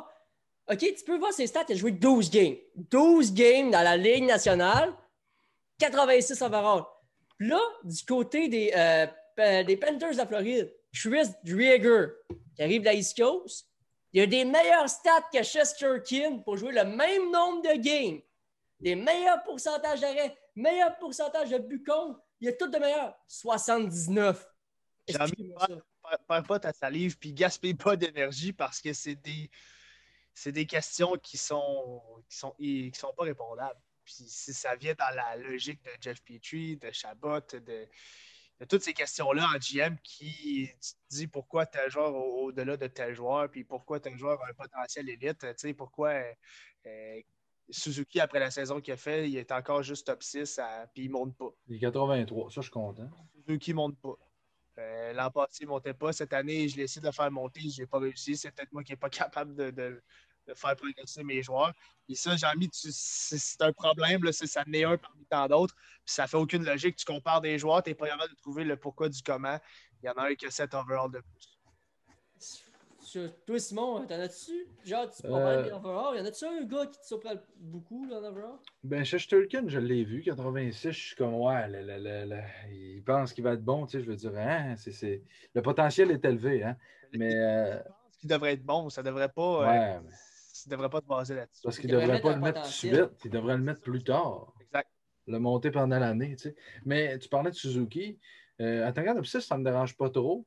83, je suis content. Quand j'ai vu ça, j'ai dit. Parce qu'il était 80 dans le 20, puis tu faisais une saison, il faisait 20 points. Mais là, j'étais comme, mais voyons, il fait 20 points, puis il est meilleur que ça. Sur le premier trio, Simon, il restait 80. Là. Il montait peut-être. Ouais, non, il ne montait pas. C'est vrai. Puis là, il est 83. J'ai fait un déjà avec le Canadien, plus haut que je l'ai vu. Ben là, après un an, il est monté 84. OK. Mais là, j'ai hâte de voir les autres saisons, que ça va faire. Mais tu sais, j'ai pas vraiment vu, à part ça, j'ai peut-être vu Jarry et Desmith sont 83, 81. Tu sais. Matt Murray, 85, je trouve qu'il est trop bon un petit peu. Mais tu sais, ça, c'est des affaires qui peuvent améliorer. Ouais, Dans d'autres mises à jour. En fait, moi, j'aimerais plus savoir comment ça fonctionne de leur côté, justement. Qui s'occupe de ça? C'est-tu une équipe? C'est-tu une Ça personne? suffit à quoi? Mais d'après moi, si tu as un chouchou, tu vas le mettre au overhaul. Ben, en fait, ils ont des chouchous parce que c'est un studio qui est à Vancouver, puis les Canucks de Vancouver sont tout le temps bons. Littéralement tout le temps bons. Ils n'ont jamais de mauvais joueurs, on dirait. Mais je serais vraiment curieux de savoir comment ça fonctionne si c'est une équipe de 5 personnes. On n'a pas ce détail-là, puis ça m'intéresse tellement. Puis pour venir à ça, je pense que la meilleure façon, Félix l'a dit tantôt, d'avoir des rosters qui font du sens, ça serait de laisser la communauté justement travailler sur des rosters.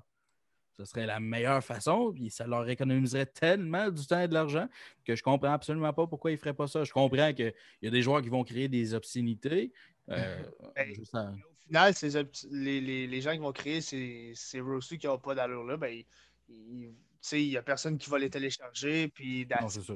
les gens fiables, tu vas les voir sur Twitter, tu vas les voir sur YouTube, puis là, ils vont prendre de la notoriété, puis là, tu vas savoir que tel gars, ben, il a l'habitude de faire des roosters, puis surtout ben, à chaque jour, tu peux aller changer ton alignement. S'il y a un gars qui est blessé, ben, il va être changé sur ce roster-là parce que le gars travaille quasiment 24 heures sur 24 sur le roster. Puis, vas-y, Joe. J'aimerais ça peut-être aller du côté un peu plus positif encore. Parce Vas-y. on les fait sur la tête. Là. Ah, On les fait Yann, sur la tête, ça n'a pas de sens. Puis on pousse dessus. Ils sont dans l'eau, là, puis on pousse leur tête. Là. On est les frères Hanson avec un fils, présentement, sur eux autres. Mais j'aimerais ça parler un peu. Moi, je suis un grand fan de création. J'adore créer, puis c'est ça que je fais tout le temps. Comme là, présentement, je suis en train de créer une ligue à part entière, 31 équipes que je fais. Je crée des joueurs, je modifie les alignements. Ouais, puis en passant, juste pour te faire de la pub, ceux-là qui nous écoutent, là, je sais qu'il doit y avoir des abonnés à The Rock, ça. Allez-y sur sa chaîne, il fait une série d'équipes créées, puis vous pouvez proposer vos joueurs qui vont être dans sa série. J'aimerais tellement faire ça, avoir ton équipe et avoir ta ligue. Je peux te jurer qu'on aurait du fun à faire un GM là-dessus. GM Connected, ça serait-tu incroyable? Oui.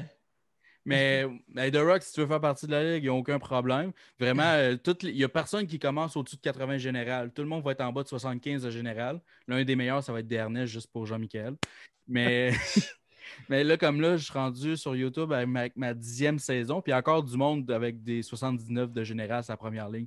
C'est assez intéressant, puis il y a des trucs qui font absolument pas de sens. Mais le mode création, c'est ça que je voulais en venir. Allez voir Madden, allez voir FIFA, vous n'allez rien trouver. Ça, on en parlait tantôt, pourquoi eux autres ne s'inspirent pas de NHL, on n'a aucune espèce d'idée. Mais on peut avoir du plaisir de ce côté-là, puis ça, je suis très content. Ouais. Malgré que les menus sont très lents, j'ai eu beaucoup de bugs. Je ne sais pas si c'est la même chose de ton côté, Félix. Les menus, là, moi, c'était un des gros problèmes que j'ai. Que je chiale sur le fait que mes pouces vont beaucoup plus vite que ce que le jeu peut me permettre de faire. Puis ça, c'est frustrant parce que là, je vais cliquer sur un endroit, puis ça va prendre des secondes pour revenir puis l'attendre. Se rendre dans un match en club en ISHL, il faut que tu passes à travers 33 menus, il faut que tu ailles faire un détour en Chine puis tu reviennes. Ça devient longtemps. Là. Les menus, là, présentement, sont presque pas jouables. J'essaie de faire des modifications du côté des agents libres puis les envoyer dans des places. Puis à chaque fois que je revenais dans les agents libres, il y avait comme un glitch où est-ce que tu revenais comme au début du menu, mais tu cliquais sur les personnes en haut. C'était pas comprenable. Puis quand tu crées une équipe, justement, ça, c'est un bug qui est là depuis, je pense, le 2015. Quand tu commences à créer ton chandail à domicile, puis tu essaies d'aller rapidement du côté du chandail à l'étranger, là, le jeu ne comprend absolument rien. Il comprend fuck all, là. Il est comme, non, calme-toi, là. Faut que tu y ailles doucement dans les menus. Faut que tu sois patient, doucement, un petit thé à la main. Ah, faut que tu flattes la console sur le sens du poil. Là. Ça, faut le faire, oui. Mais c'est vrai que personnalisation, on est chanceux parce qu'on a plusieurs options. Que ce soit mouvement d'effectifs et tout ça, là, je pense que ça, c'est le fun. Puis d'aller en GM avec une équipe que tu peux créer, une équipe d'expansion, ça aussi, là, c'est un bel ajout. C'est pas de cette année, là, mais ça, c'est vraiment le fun. Puis c'est sûr et certain que je vais en refaire un pour ma chaîne YouTube parce que ça fonctionne. Puis c'est le fun de créer son équipe, de pouvoir faire un repêchage d'expansion. C'est super le fun. Ah, puis j'ai remarqué quelque chose, là, quand tu remplaces une équipe, mettons, de la Ligue nationale avec une de tes équipes créées, les records recommencent à zéro. Fait que toutes les équipes vont avoir leur propre record. Toute la Ligue va avoir ses propres records. J'ai hâte de voir si le jeu, par exemple, va comprendre puis il va bugger en plein milieu d'une saison, mais ça, c'est une autre chose.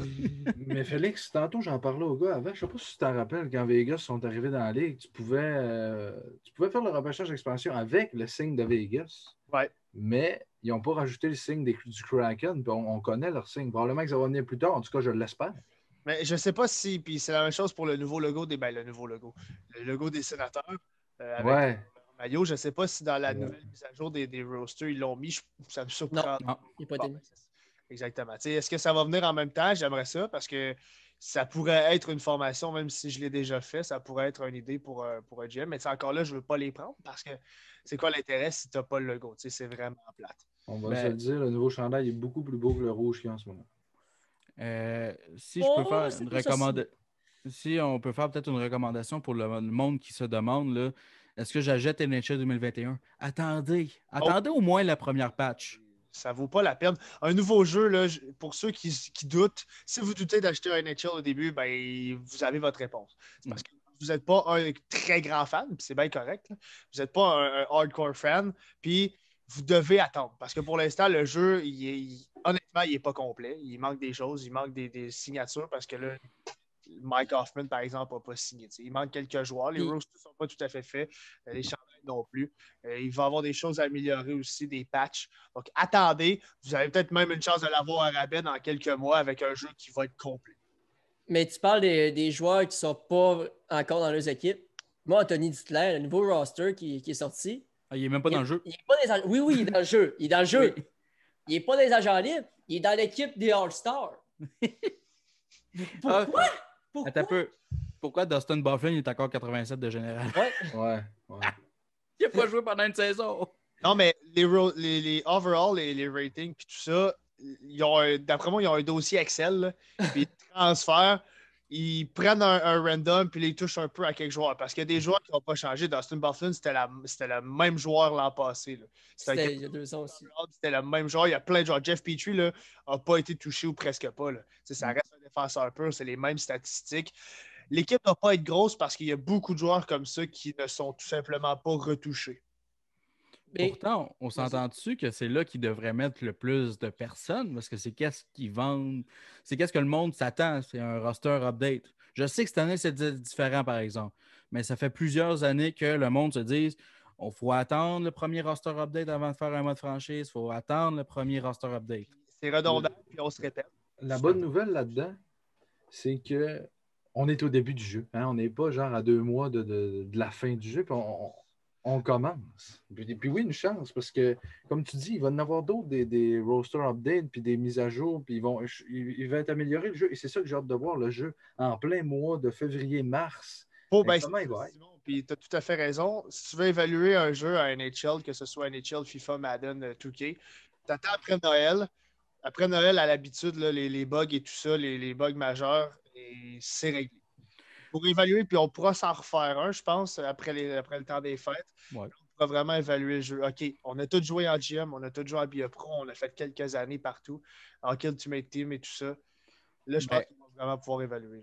Moi, je pense que c'est plus que, mettons, les jeux de sport. C'est aussi l'état des jeux vidéo en général. Aujourd'hui, la plupart des jeux que vous allez acheter ne seront pas parfaits au début. Puis il faut leur attendre certaines patchs. Puis on est rendu dans cette époque-là où est-ce que tu peux littéralement vendre un jeu pas fini à plein prix puis que le monde va l'acheter pareil. Ben oui. Ça fait plusieurs années. Là. Puis en plus, moi le premier, on paye plus cher pour l'avoir 3 jours avant. Ah, mais moi, j'ai payé la totale. J'ai payé pour les 10 heures, j'ai payé pour les 3 jours d'avance. Moi aussi. Moi, non, j'ai trouvé un moyen de... Écoutez, c'est un truc, là, mais faites-le pas à la maison. J'ai pas été banni, je suis chanceux. J'ai changé la région de ma Xbox. Je l'ai mis en Australie, fait que j'ai pu jouer 2 jours avant. Nice. Hey, imagine-tu, là, ils doivent Imagine-tu capoter, qu'il là, ils ont écoute, vendu... là.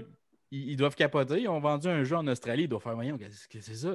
Mais personne je trouvais- n'achète ça là. Je comprenais pas, mais... Mais c'est vrai. Mais tu sais, là, je sais, Félix, il doit partir dans pas longtemps. Mais avant que tu partes, Félix, on a un segment ici à la table du hockey qui est toujours le segment qu'on attend tous. Parce que Simon, il va souvent de prédictions spéciales. On y va avec le jingle, là, ça sera pas bien long. C'est pas bien long, là. T'étais préparé. Je suis prêt à vous sortir ça parce que c'est le Vas-y, segment. tranquillement. Stall le plus longtemps possible. OK. Faut que tu fasses play. Il n'y a pas de son. Pas de son, mais c'est pas grave, je vais le mettre au montage par après. Simon! C'est toute qu'une transition. C'était. Flawless. OK. Juste pour vous, je vais mettre le son. OK? Juste Non, c'est correct. On Faut va que y aller Félix avec la entende le prédiction. Faut Ah non, que c'est Félix correct. entende On va y le aller avec son, la là. prédiction. Oui, la prédiction, Simon. Non, non. Il n'y a pas plus de son. Bon,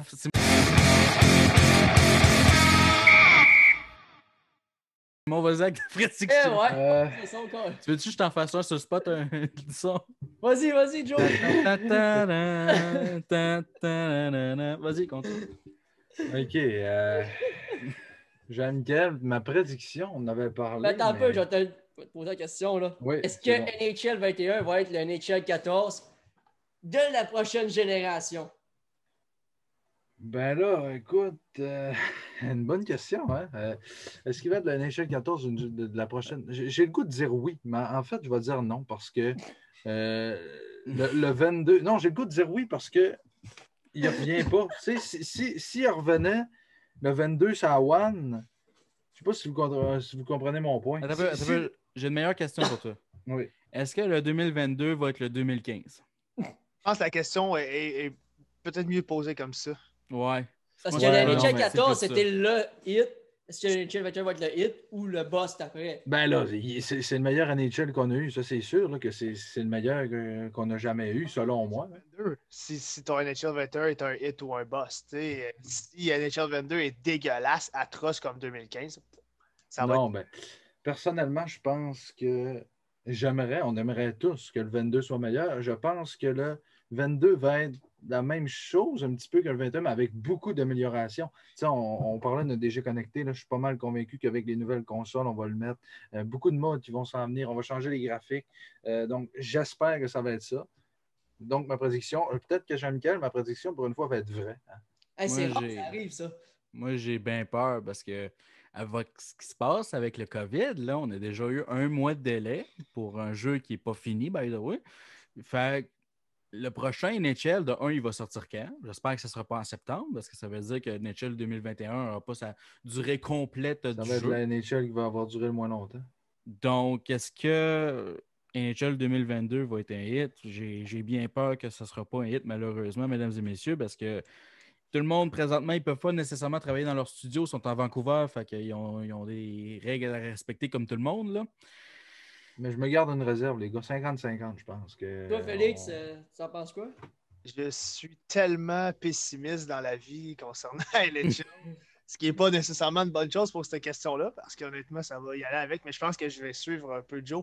J'ai de la misère à croire que NHL, qui nous ont habitués à des choses plus ou moins terminées, tout dépend. Là. Écoute, si le jeu il sort dans 1 an et demi, s'il sort dans 1 an et demi, 2 ans, parce qu'ils prennent le temps de se recalibrer peut-être avec la Ligue nationale ou de vraiment peaufiner un jeu pour la nouvelle console. Là, je pense que plus ils vont prendre de temps, mieux le jeu va être. Puis vous allez me dire c'est totalement logique. Ben c'est vrai, c'est logique.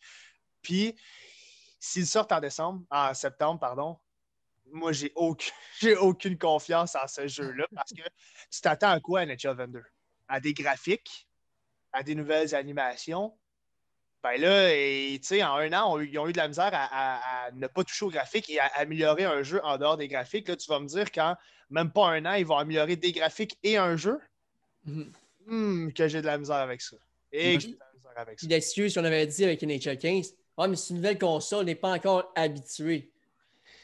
Ça risque d'arriver. Et en même temps, Félix, avec ce qu'on a vu dans les dernières années de NHL, je vais prendre un côté pessimiste, puis je vais me dire qu'effectivement, NHL 22 va probablement être la NHL 15 la prochaine, parce qu'ils ne nous ont pas démontré, oui, là, avec le mode pro, mais il faut tout le temps leur demander, hey, faites-nous ça, faites-nous ça. OK, on va le faire, fermez-vous la gueule, on va le faire. Il faut tout le temps leur demander, ils sont pas capables de dire, OK, ça, on le fait, ça, on le fait. Fait que je pense pas que le 22, peut-être le 23, Jean-Michel va être excellent, mais pas le 22. Mais moi, je pense que tu n'as pas le choix de sortir le 22 parce que c'est sur la nouvelle console, donc tu dois faire des revenus. Sauf que... Ah ouais, exactement. Fait que moi, je pense que, par exemple, par la suite, là, on devrait vraiment considérer le 2 ans. Je pense que ce serait vraiment la meilleure direction, non seulement pour NHL, mais pour les autres jeux de sport aussi. Là. C'est pas juste NHL. Il va falloir clairement qu'il y ait une formule qui change, là, je suis d'accord. Ouais, Madden a été critiqué présentement comme le pire jeu de tous les temps parce que les fans sont frustrés. Fait qu'ils n'auront pas le choix à m'emmener de regarder ça et faire OK, ça ne marchera pas. Là. On perd des ventes année après année. À un moment donné, on va juste perdre tout le monde. Puis... Mais en même temps, je rajouterais aussi, là, hey, NHL, là, c'est EA Sports qui achète vos droits, mais vous pouvez aussi aller voir ailleurs si les fans de NHL ne sont pas contents aussi. Compétition, ça ferait tellement de bien à une série NHL. Tu vois les autres jeux, là, Madden, pas Madden, 2K a quand même NBA Live. EA font un jeu NBA Live. Bon, cette année, ils n'en ont pas fait, mais ça reste une certaine compétition. FIFA PES qui reste une certaine compétition, c'est pas la plus grosse. Call of Duty en Battlefield, Fortnite en ont tout plein, etc., nommez-les toutes. NHL n'a rien. Dans le temps de NHL 2007 de EA Sports, qui était un de leurs très bons jeux que je faisais, il y avait 2K. 2K était dans les parages. Ça te force à faire un jeu parce que là, tu veux absolument avoir le monopole puis tu veux avoir les fans. Ça te force à sortir un jeu qui a de l'allure. Mais j'ai peur pour le NHL 22 parce que c'est une nouvelle console, parce qu'ils vont essayer de déranger les graphiques et tout ça. Il n'y avait pas juste une compétition. Il y avait 2006, NHL. Il y avait 2K, oui. Mais il y avait aussi Gretzky 2006. le classique que tu sors là. Le seul jeu où que Grand Paul, Pierre Paul, en tout cas, un gros joueur noir était blanc dans le jeu. Ça reste Grand Pierre. Grand Pierre. Même si c'était peut-être pas le meilleur jeu, Gretzky 0. Hey, c'est fait par Sony, le même studio qui faisait les MLB. Le show. Fait que ça aurait été quand même intéressant qu'ils gardent ça. Peut-être pourquoi ils n'ont pas continué. Ouais. C'est vrai que le baseball n'ont pas de jeu, eux autres. Oui, ils ont MLB, c'est juste sur PS. Okay. Il va sortir sur Xbox dans pas long, je pense. Solide. Il y a ses problèmes, mais il est solide. Ouais. Ça risque d'être une dépense de plus à mon portefeuille. Si vous êtes fan de sport, là, sérieusement, moi, je prendrais le EA Access qui coûte 30$ pour l'année. Ouais. Puis tu as tous les jeux de sport éventuellement pour 30$ pour l'année. Fait que... Souvent, après Noël, il y en a qui sortent les jeux, là, FIFA, Madden, UFC, tous les jeux EA, en fait. Oui. Puis vous pouvez les tester 10 heures d'avance pour vous donner une idée. Là, Félix, on ne te retient pas plus. On te remercie d'avoir été avec nous. Je sais que tu vas aller vailler à tes occupations après. Sincèrement, une méchante belle soirée avec toi. Tu sais que tu allais dire, tu vas aller veiller au bar. Malheureusement, non, on est trop sages. Ah, les danseurs sont fermés présentement. Merci, Félix, sincèrement, d'avoir été là. Aussi d'avoir fait de la pub dans tes vidéos. Ça nous a fait voir. Il y a eu plusieurs questions aujourd'hui. Si ça a marché, s'il y a des gens qui sont venus quand même regarder le live, là, je ne sais pas d'habitude. 20, je pense. On était entre 10 et 25 quand on suit, ça tape notre record. Yes. Ça tape notre record. Je suis fier d'avoir participé à ce record-là. Mais je pense qu'on devrait s'en refaire un après Noël pour justement parler du jeu qui devrait être plus complet et voir si on a d'autres choses. Ah, mais pas juste ça, Félix. Tu as une opinion de hockey aussi. C'est vrai, tout à fait. On doit te prendre n'importe quand. Ben ouais, go. Je veux me battre là, pour notre opinion sur les Golden Knights. Eh là là, mais si on veut se battre, on peut parler de Carey Price aussi. J'ai une opinion assez... Jonathan Drouin. Ah non. Lâche ton Drouin. Lâche Drouin! Non. Brett Kulak. Ah, Brett Kulak, veux-tu y aller? Aïe, aïe, ce sera pour une autre fois parce que je pense qu'on n'a pas fini si on commence au Ouais, non, effectivement. Ben, merci, Félix, d'avoir été là. Ouais, merci. Encore une fois, on invite les gens à aller te suivre sur YouTube. Yes. C'est The Rock TR8, je sais. Allez suivre ça, vraiment. La meilleure chaîne de NHL québécoise sur YouTube. Allez suivre ça. Vous ne voulez pas manquer ça. Puis moi, je suis la deuxième, oui? Non, OK. Toi, t'es la deuxième de pas loin. Ah, là. moi, je suis Chummy très TV. loin. Moi, je suis très loin, c'est bon. Fait que Ben, merci, merci. Félix. Ah, Yes. merci beaucoup. Ben, merci à vous trois, puis c'était vraiment le fun de parler de NHL. Ça fait du bien. On fait toujours du bien de se défiler. Ben, merci. Les boys. Oui. Là, on le sait, on va parler un peu de l'actualité de la Ligue nationale. Ouais. Ouais, moi, je suis Savoir, prêt. vas-y, parce que je sais que tu avais des joueurs en question, tu voulais nous parler. Ben, depuis lundi dernier, on a eu quelques contrats qui ont été signés. Fait que je pense qu'on va aller faire un petit tour. D'abord, Brendan Gallagher, il faut en parler. Il a oui. signé avec le Canadien de Montréal avec un beau contrat. Fuck you, Simon, c'est un beau contrat. Vas-y, compte-toi si tu veux. Écoute, le joueur a été sous-payé tout le long de sa carrière. Il a été sous-payé pour avoir été le meilleur joueur avec le Canadien de Pour Montréal, moi, là, année après année. le contrat parfait qu'on pouvait lui donner. C'est ce que je pensais. T'as Simon qui dit non, Gallagher, c'est pas un bon contrat. T'es le seul dans le groupe du podcast. Parce que ceux qui nous écoutent, on a un petit groupe privé de tout le staff. On a Félix Benz, Franck-Antoine Corneau, Antoine Gagnon, Simon, Joe, moi. Puis là, tout le monde disait c'est un bon contrat, bon contrat. T'as Simon qui arrive. Méchant mauvais contrat, pire contrat dans mon signé Canadien. Non, faut que tu m'expliques pourquoi, Simon. Gallagher, c'est pas un mauvais. Je trouve que c'est un mauvais contrat parce que tu n'y as pas assez donné. Pour tout ce qui t'amène avec les Canadiens, il donne son cœur. Ça... Quoi? Non, non, non, non, non, non, non, non, non, non, non, non, non, Quoi? non, non, non, non, C'est que t'as non, là. non. Là, vous devez vous demander pourquoi je dis ça, là. Parce que Simon, dans le groupe, il disait le contraire à 110%. Que c'était Non. pas mérité pour Ben- Gallagher, ce contrat-là. C'était le pire contrat du Canadien. Justement, c'est pas mérité parce que 6,5, c'est pas assez pour tout Mais ça. non, non, Il non, bloque, hey, il tu bloque disais des pas ça tirs il y a avec 2 sa jours. face. C'est Tu 8 disais millions pas ça qu'il il y a aurait dû 2 jours. avoir, pas Tu disais pas 6,5. ça il y a même pas 2 minutes. Bon, ben là, ça va se battre, là, pour de vrai. Simon! Ouais, mais il bloque des Regarde tirs avec tes sa affaires. face. C'est qui bloque? Thomas Drouin, pas il ne Drouin. bloquera jamais ses Ah, mais- tirs avec sa Ah, face. mais c'est correct, Personne Jean-Michel, il est d'accord, C'est rare. Hey, pour une fois qu'il pense comme tout le monde.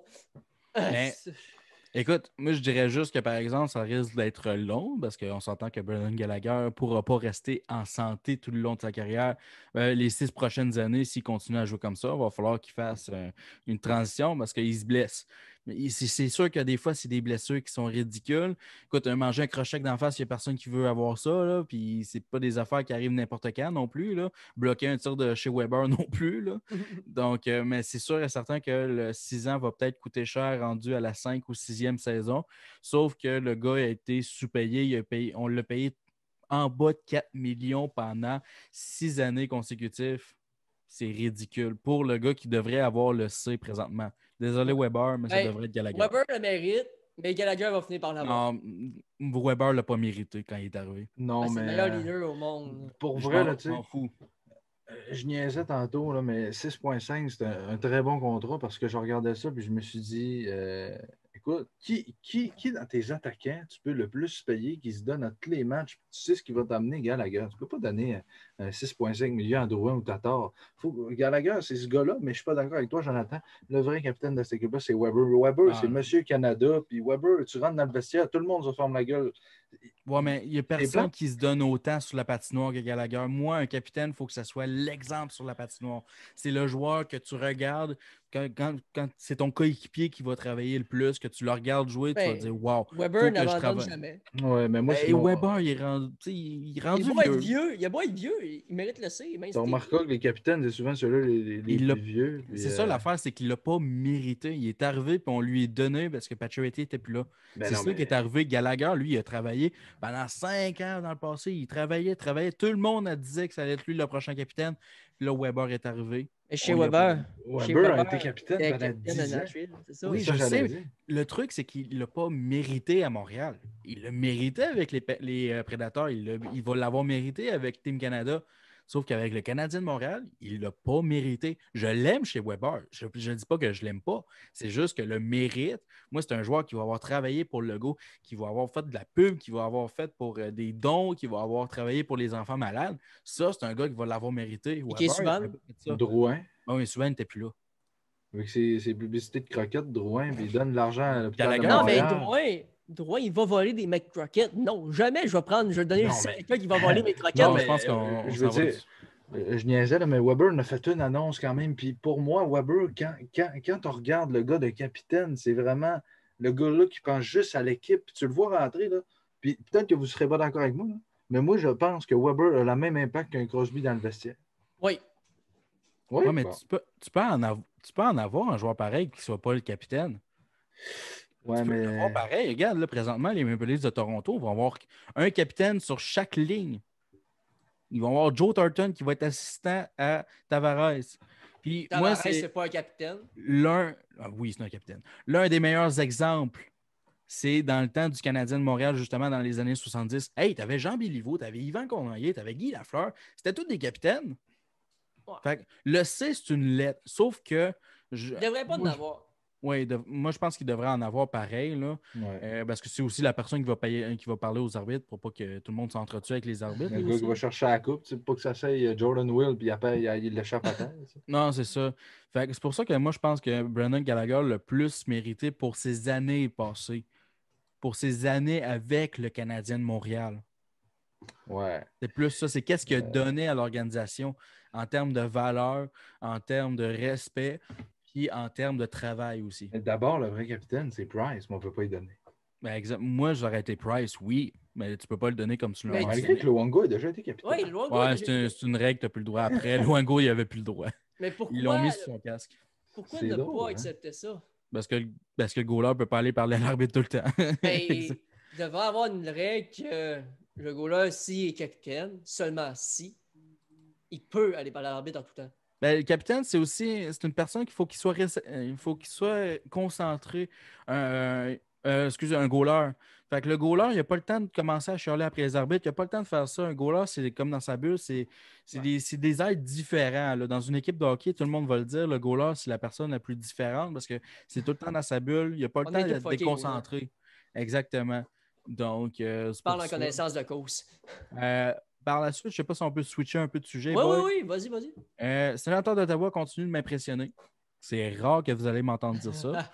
Mais la signature d'Evgeny Dadonov, parlez-moi d'un beau contrat. 5 millions pendant 3 ans pour l'ailier de 31 ans qui a refait son retour dans la Ligue nationale et depuis son retour a fait une saison de 65 points, 70 points la saison dernière avec un peu moins de matchs, 47 points, mais dont 25 buts.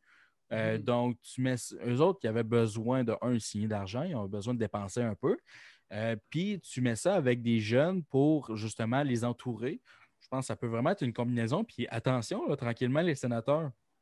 Mais en parlant des sénateurs, Tim Stützle qui s'est blessé pour les 6 à 8 prochaines semaines. Oui. Il ne sera pas possiblement, je ne sais pas quand ça va revenir, la Ligue, là, mais si la saison recommence bientôt, il ne sera pas pour les sénateurs tout de suite. Ben, c'est pas tant grave. Moi, je pense qu'il n'y aurait pas eu nécessairement un gros impact. Ce n'est pas un Lafrenière.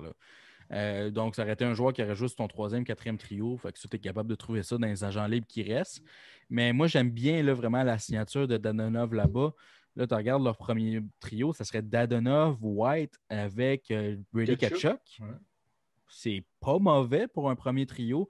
Tkachuk continue de se développer. Donc, moi, je suis vraiment impressionné par les sénateurs d'Ottawa et leur saison morte. Moi, ça m'a surpris, cette signature-là. Quand j'ai vu Dadonov à Ottawa, quel bon coup des sénateurs qui viennent, selon moi, de mettre la main comme... je veux dire, je compare cette signature-là à quand le Canadien a signé Alexander Radulov. Oui. C'est à peu près le même genre de joueur qui peut apporter la même chose. 2 joueurs qui se ressemblent. Puis Dadonov va amener une stabilité à droite que les sénateurs n'avaient pas. C'est le genre de joueur, comme tu as dit, qui peut faire entre 55 et 70 points. Puis tu sais ce qui va t'amener. C'est au moins 20 buts. Au moins 20 buts. Très belle signature des sénateurs. Puis Pierre Dorion, là, les sénateurs sont all-in. Non, c'est pas vrai, mais je veux dire, c'est des belles pièces. On est dans le carrefour giratoire encore, on fait le tour, mais on va presque sortir du carrefour giratoire. Non, pas long. Pour Ouais, répondre à la question pourquoi il a signé là, c'est que présentement, les grosses équipes n'ont pas de l'argent. On sait que la masse salariale a resté neutre. Donc, c'est pour ça aussi qu'il y avait des rumeurs de signature du côté de Torrey Krug pour les Red Wings de Détroit. C'est parce que présentement, les équipes en bas de classement, c'est eux autres qui ont plein d'argent. Les grosses équipes aimeraient bien ça, avoir la masse salariale des sénateurs des Red Wings, mais ils ne l'ont pas. Mais tu rajoutes un Murray, tu rajoutes un Dadonov, là, puis sérieusement, ça devient une équipe qui peut se battre pour une place en séries éliminatoires la saison prochaine. Il ne faut pas dormir sur les sénateurs sérieusement dans l'Atlantique. Je regardais ça, par exemple, là, l'Est, là. On est rendu c'est fort. amélioré beaucoup. Là. Ça va être rendu très puissant. Puis c'est pour ça que j'essaie de faire une prédiction, mais je pense pas être capable nécessairement de faire une prédiction sur le Canadien. Ils vont-ils faire les séries? Je ne sais même pas. Parce que je vais vous dire un peu les équipes rapidement dans l'Est que moi, je pense qu'ils sont capables de... En fait, je vais vous faire le contraire. Je vais faire une image de qui ne va pas faire les séries éliminatoires la saison prochaine dans l'Est. Présentement, pour moi, les seules équipes qui ne font pas les séries éliminatoires dans l'Est, les Devils, les Red Wings, puis c'est pas mal ça. Columbus. Floride, puis Columbus peut-être. Les Florides ont Bobrovski, ça peut surprendre. Ouais, mais ça peut aussi décevoir. Mais moi, je pense que tu as Juste avant, dans les commentaires, Mathieu Mallette qui dit que la Ligue ne commence pas avant janvier. Ah oui. C'est à voir parce que la East Coast commence le 11 Non, ça c'est déjà annoncé que ça va être au moins le 1er janvier. Le Batman l'a dit au repêchage. Donc, ça risque de faire jouer les ligues mineures avant, donc les joueurs vont pouvoir commencer avant peut-être. Fait que pour venir là, dans l'Est, Détroit, Devils, Floride, Columbus. Les autres, ils pourraient tous faire les séries éliminatoires. Boston, c'est sûr qu'ils vont être encore bons. Tampa Bay vont être bons. Washington vont être bons. Philadelphie, Pittsburgh, Caroline, Islanders, Toronto, Rangers, Montréal, Buffalo, juste avec Tyler Hall, ils ont une chance de faire les séries. Puis Ottawa, qui pourrait surprendre plus qu'une personne, là, sérieusement. Ça va jouer du coude dans cette division-là. Oui, on est rendu l'Ouest, dans le fond. On est comme rendu l'Ouest il y a une couple d'années. Oui, exactement. Mais moi, il y a une question. Tantôt, tu disais pourquoi, hein? Ça pourrait être un nouveau segment, ça, pourquoi? Mais Mike Hoffman n'a pas encore signé. Pourquoi? Je sais pas. Attends un peu, on va dire Antoine Gagnon qui peut-être nous écoute ou qui ne nous écoute pas. Prends des notes de ça, le segment pourquoi. Pourquoi? Ouais. Mais moi, Mike Hoffman, pourquoi? C'est pourquoi Marc Bergevin a des plus gros bras que Jonathan Drouin? Pourquoi? Marc Bergevin a des plus gros bras que tout le monde, ça. Ça ne fit pas dans un équipement de hockey, me semble. Son équipement doit être large en estiche. Ouais. Mais sincèrement, selon moi, les demandes salariales de Hoffman, Ouais, trop haut. Non. Doit être trop haut. Non, c'est pas ça. C'est peut-être comme son attitude, je sais pas. Non, moi, comme je l'ai dit, je pense que présentement, il n'y a pas de bonnes équipes nécessairement qui ont de la masse salariale à cause que la masse n'a pas augmenté. Personne ne se préparait à ça, là, vraiment. Là. Dans les dernières années, la COVID, il n'y a personne qui s'attendait à ça. Donc, les équipes ont signé des joueurs. Ils ont signé pas mal de joueurs, justement, en pensant que la masse allait augmenter, parce qu'elle augmente à chaque année. Donc, le fait que ce n'est pas arrivé cette année, je pense que ça l'a déstabilisé beaucoup, beaucoup de personnes. Je suis d'accord. Moi, je pense qu'on pourrait parler de 2 autres contrats rapidement. Oui, deux autres rapidement parce que, c'est ça. 2 autres rapidement parce que là, on va conclure. T'es tanné de m'entendre, c'est ça? Non, pas. Hey. Commence-moi pas, toi, là. Mais non, 2 autres signatures rapidement. Après ça, on va conclure ça en vous invitant à aller nous suivre un peu partout. Là, sur les médias on a parlé durant, juste avec, dans le fond, quand ils ont commencé à signer les agents avec restriction, Jérémy Bracco des Maple Leafs de Toronto n'avait pas été signé. Signé avec les Hurricanes de la Caroline. Moi, je pense que ça pourrait être un joueur qui pourrait impressionner là-bas. Moi, je l'aurais aimé à Montréal. Mais on les aimerait tous à Montréal. Moi, pour l'avoir vu, puis parler un peu avec, lorsque j'étais au tournoi des recrues, justement, du Canadien de Montréal, c'était à la même étage que moi à l'hôtel, puis tout ça. J'y avais parlé un peu, puis c'était un super bon gars. Ça, pendant que j'ai parlé, c'était un astuce de bon gars, tout ça. Mais peut-être qu'en dehors de ça, c'est autre chose. C'est un méchant truc de cul, dans le fond, c'est ça que tu es en train de me dire? Non, mais je sais pas, moi, mais tu sais, si t'as pas de faire donner une offre qualificative, non, je sais. Il y a une raison à quelque part. Ouais, non, ça c'est sûr et certain. Écoute, le gars, il a déjà fait 1 point et plus dans la Ligue américaine. Moi, je pense qu'il peut être calibre de la Ligue nationale. Tu lui mets un bon centre avec, puis la Caroline ont quand même une belle effectif. Donc, moi, je pense que ça pourrait être un bon match là-bas. Ça va être intéressant. Puis l'autre qu'on va parler, eh bien, c'est le vétéran de 41 ans qui est allé avec les Maple Leafs de Toronto, un certain Joe Thornton. Big Qu'est-ce que Joe, vous en Jumbo pensez? Joe. Celle-là, je la comprends pas. Il veut Moi, j'ai fait gagner la le Coupe saut. Stanley. Il s'en va avec Toronto. Mon Attends, Il va perdre gars, la première ronde. Il va perdre la première ronde encore. Moi, j'aime ce que les Maple Leafs ont fait. J'aime apporter TJ Brody. C'est Ouais. excellent. Ils ont besoin de défenseurs défensifs. Ils l'ont été chercher. Là, tu regardes leur défensive. Jake Muzzin, solide. Riley, solide. Brody, solide. Justin Hall, c'est quand même un bon défenseur. Tu as Bogosian, OK, plus un remplaçant, septième défenseur. Dermott, qui n'est pas encore signé par contre. Puis tu as Rasmus Sandin aussi qui peut arriver. Tu as aussi un autre bon jeune que je vais regarder tranquillement, Timothy Liljegren. Par exemple, lui, il est plus offensif, fait que je pense pas qu'ils ont nécessairement besoin de ça présentement dans leur alignement. Puis là, tu regardes la saison dernière, le problème des Maple Leafs de Toronto, c'est qu'ils étaient faciles à jouer contre. Tu pouvais les brasser, tu pouvais leur donner des grosses mises en échec, puis ils n'allaient pas riposter. Mais là, tu rajoutes un Wayne Simmons, tu rajoutes un Jimmy Vesey qui est capable de se battre, by the way, tout le monde, un Joe Thornton, un Travis Boyd. Tu sais, tu es rendu avec. Tu te grossis, puis je pense que vraiment, ça va les aider de ce côté-là. C'est effectivement, tu viens de parler, puis on dirait que je fais un parallèle avec le Lightning. L'an passé, ils sont allés chercher Barclay Goodrow pour un premier round, puis Blake Coleman. C'est pas mal le même genre de joueur que les gars que tu as nommés. Mais Thornton, la seule affaire qui me fait douter là-dedans, c'est de me dire tu veux gagner la coupe, le grand, va-t'en avec une équipe comme les Capitals ou une équipe. Tu sais, Toronto, quand tu regardes leur historique des dernières années, ils perdent en première ronde tout le temps. Tu sais. Ouais, mais on pourrait. Ça a été le gros problème des Blues de Saint-Louis puis des Capitals de Washington dans les dernières années. Fait que moi, ce que je veux dire, ils sont dus.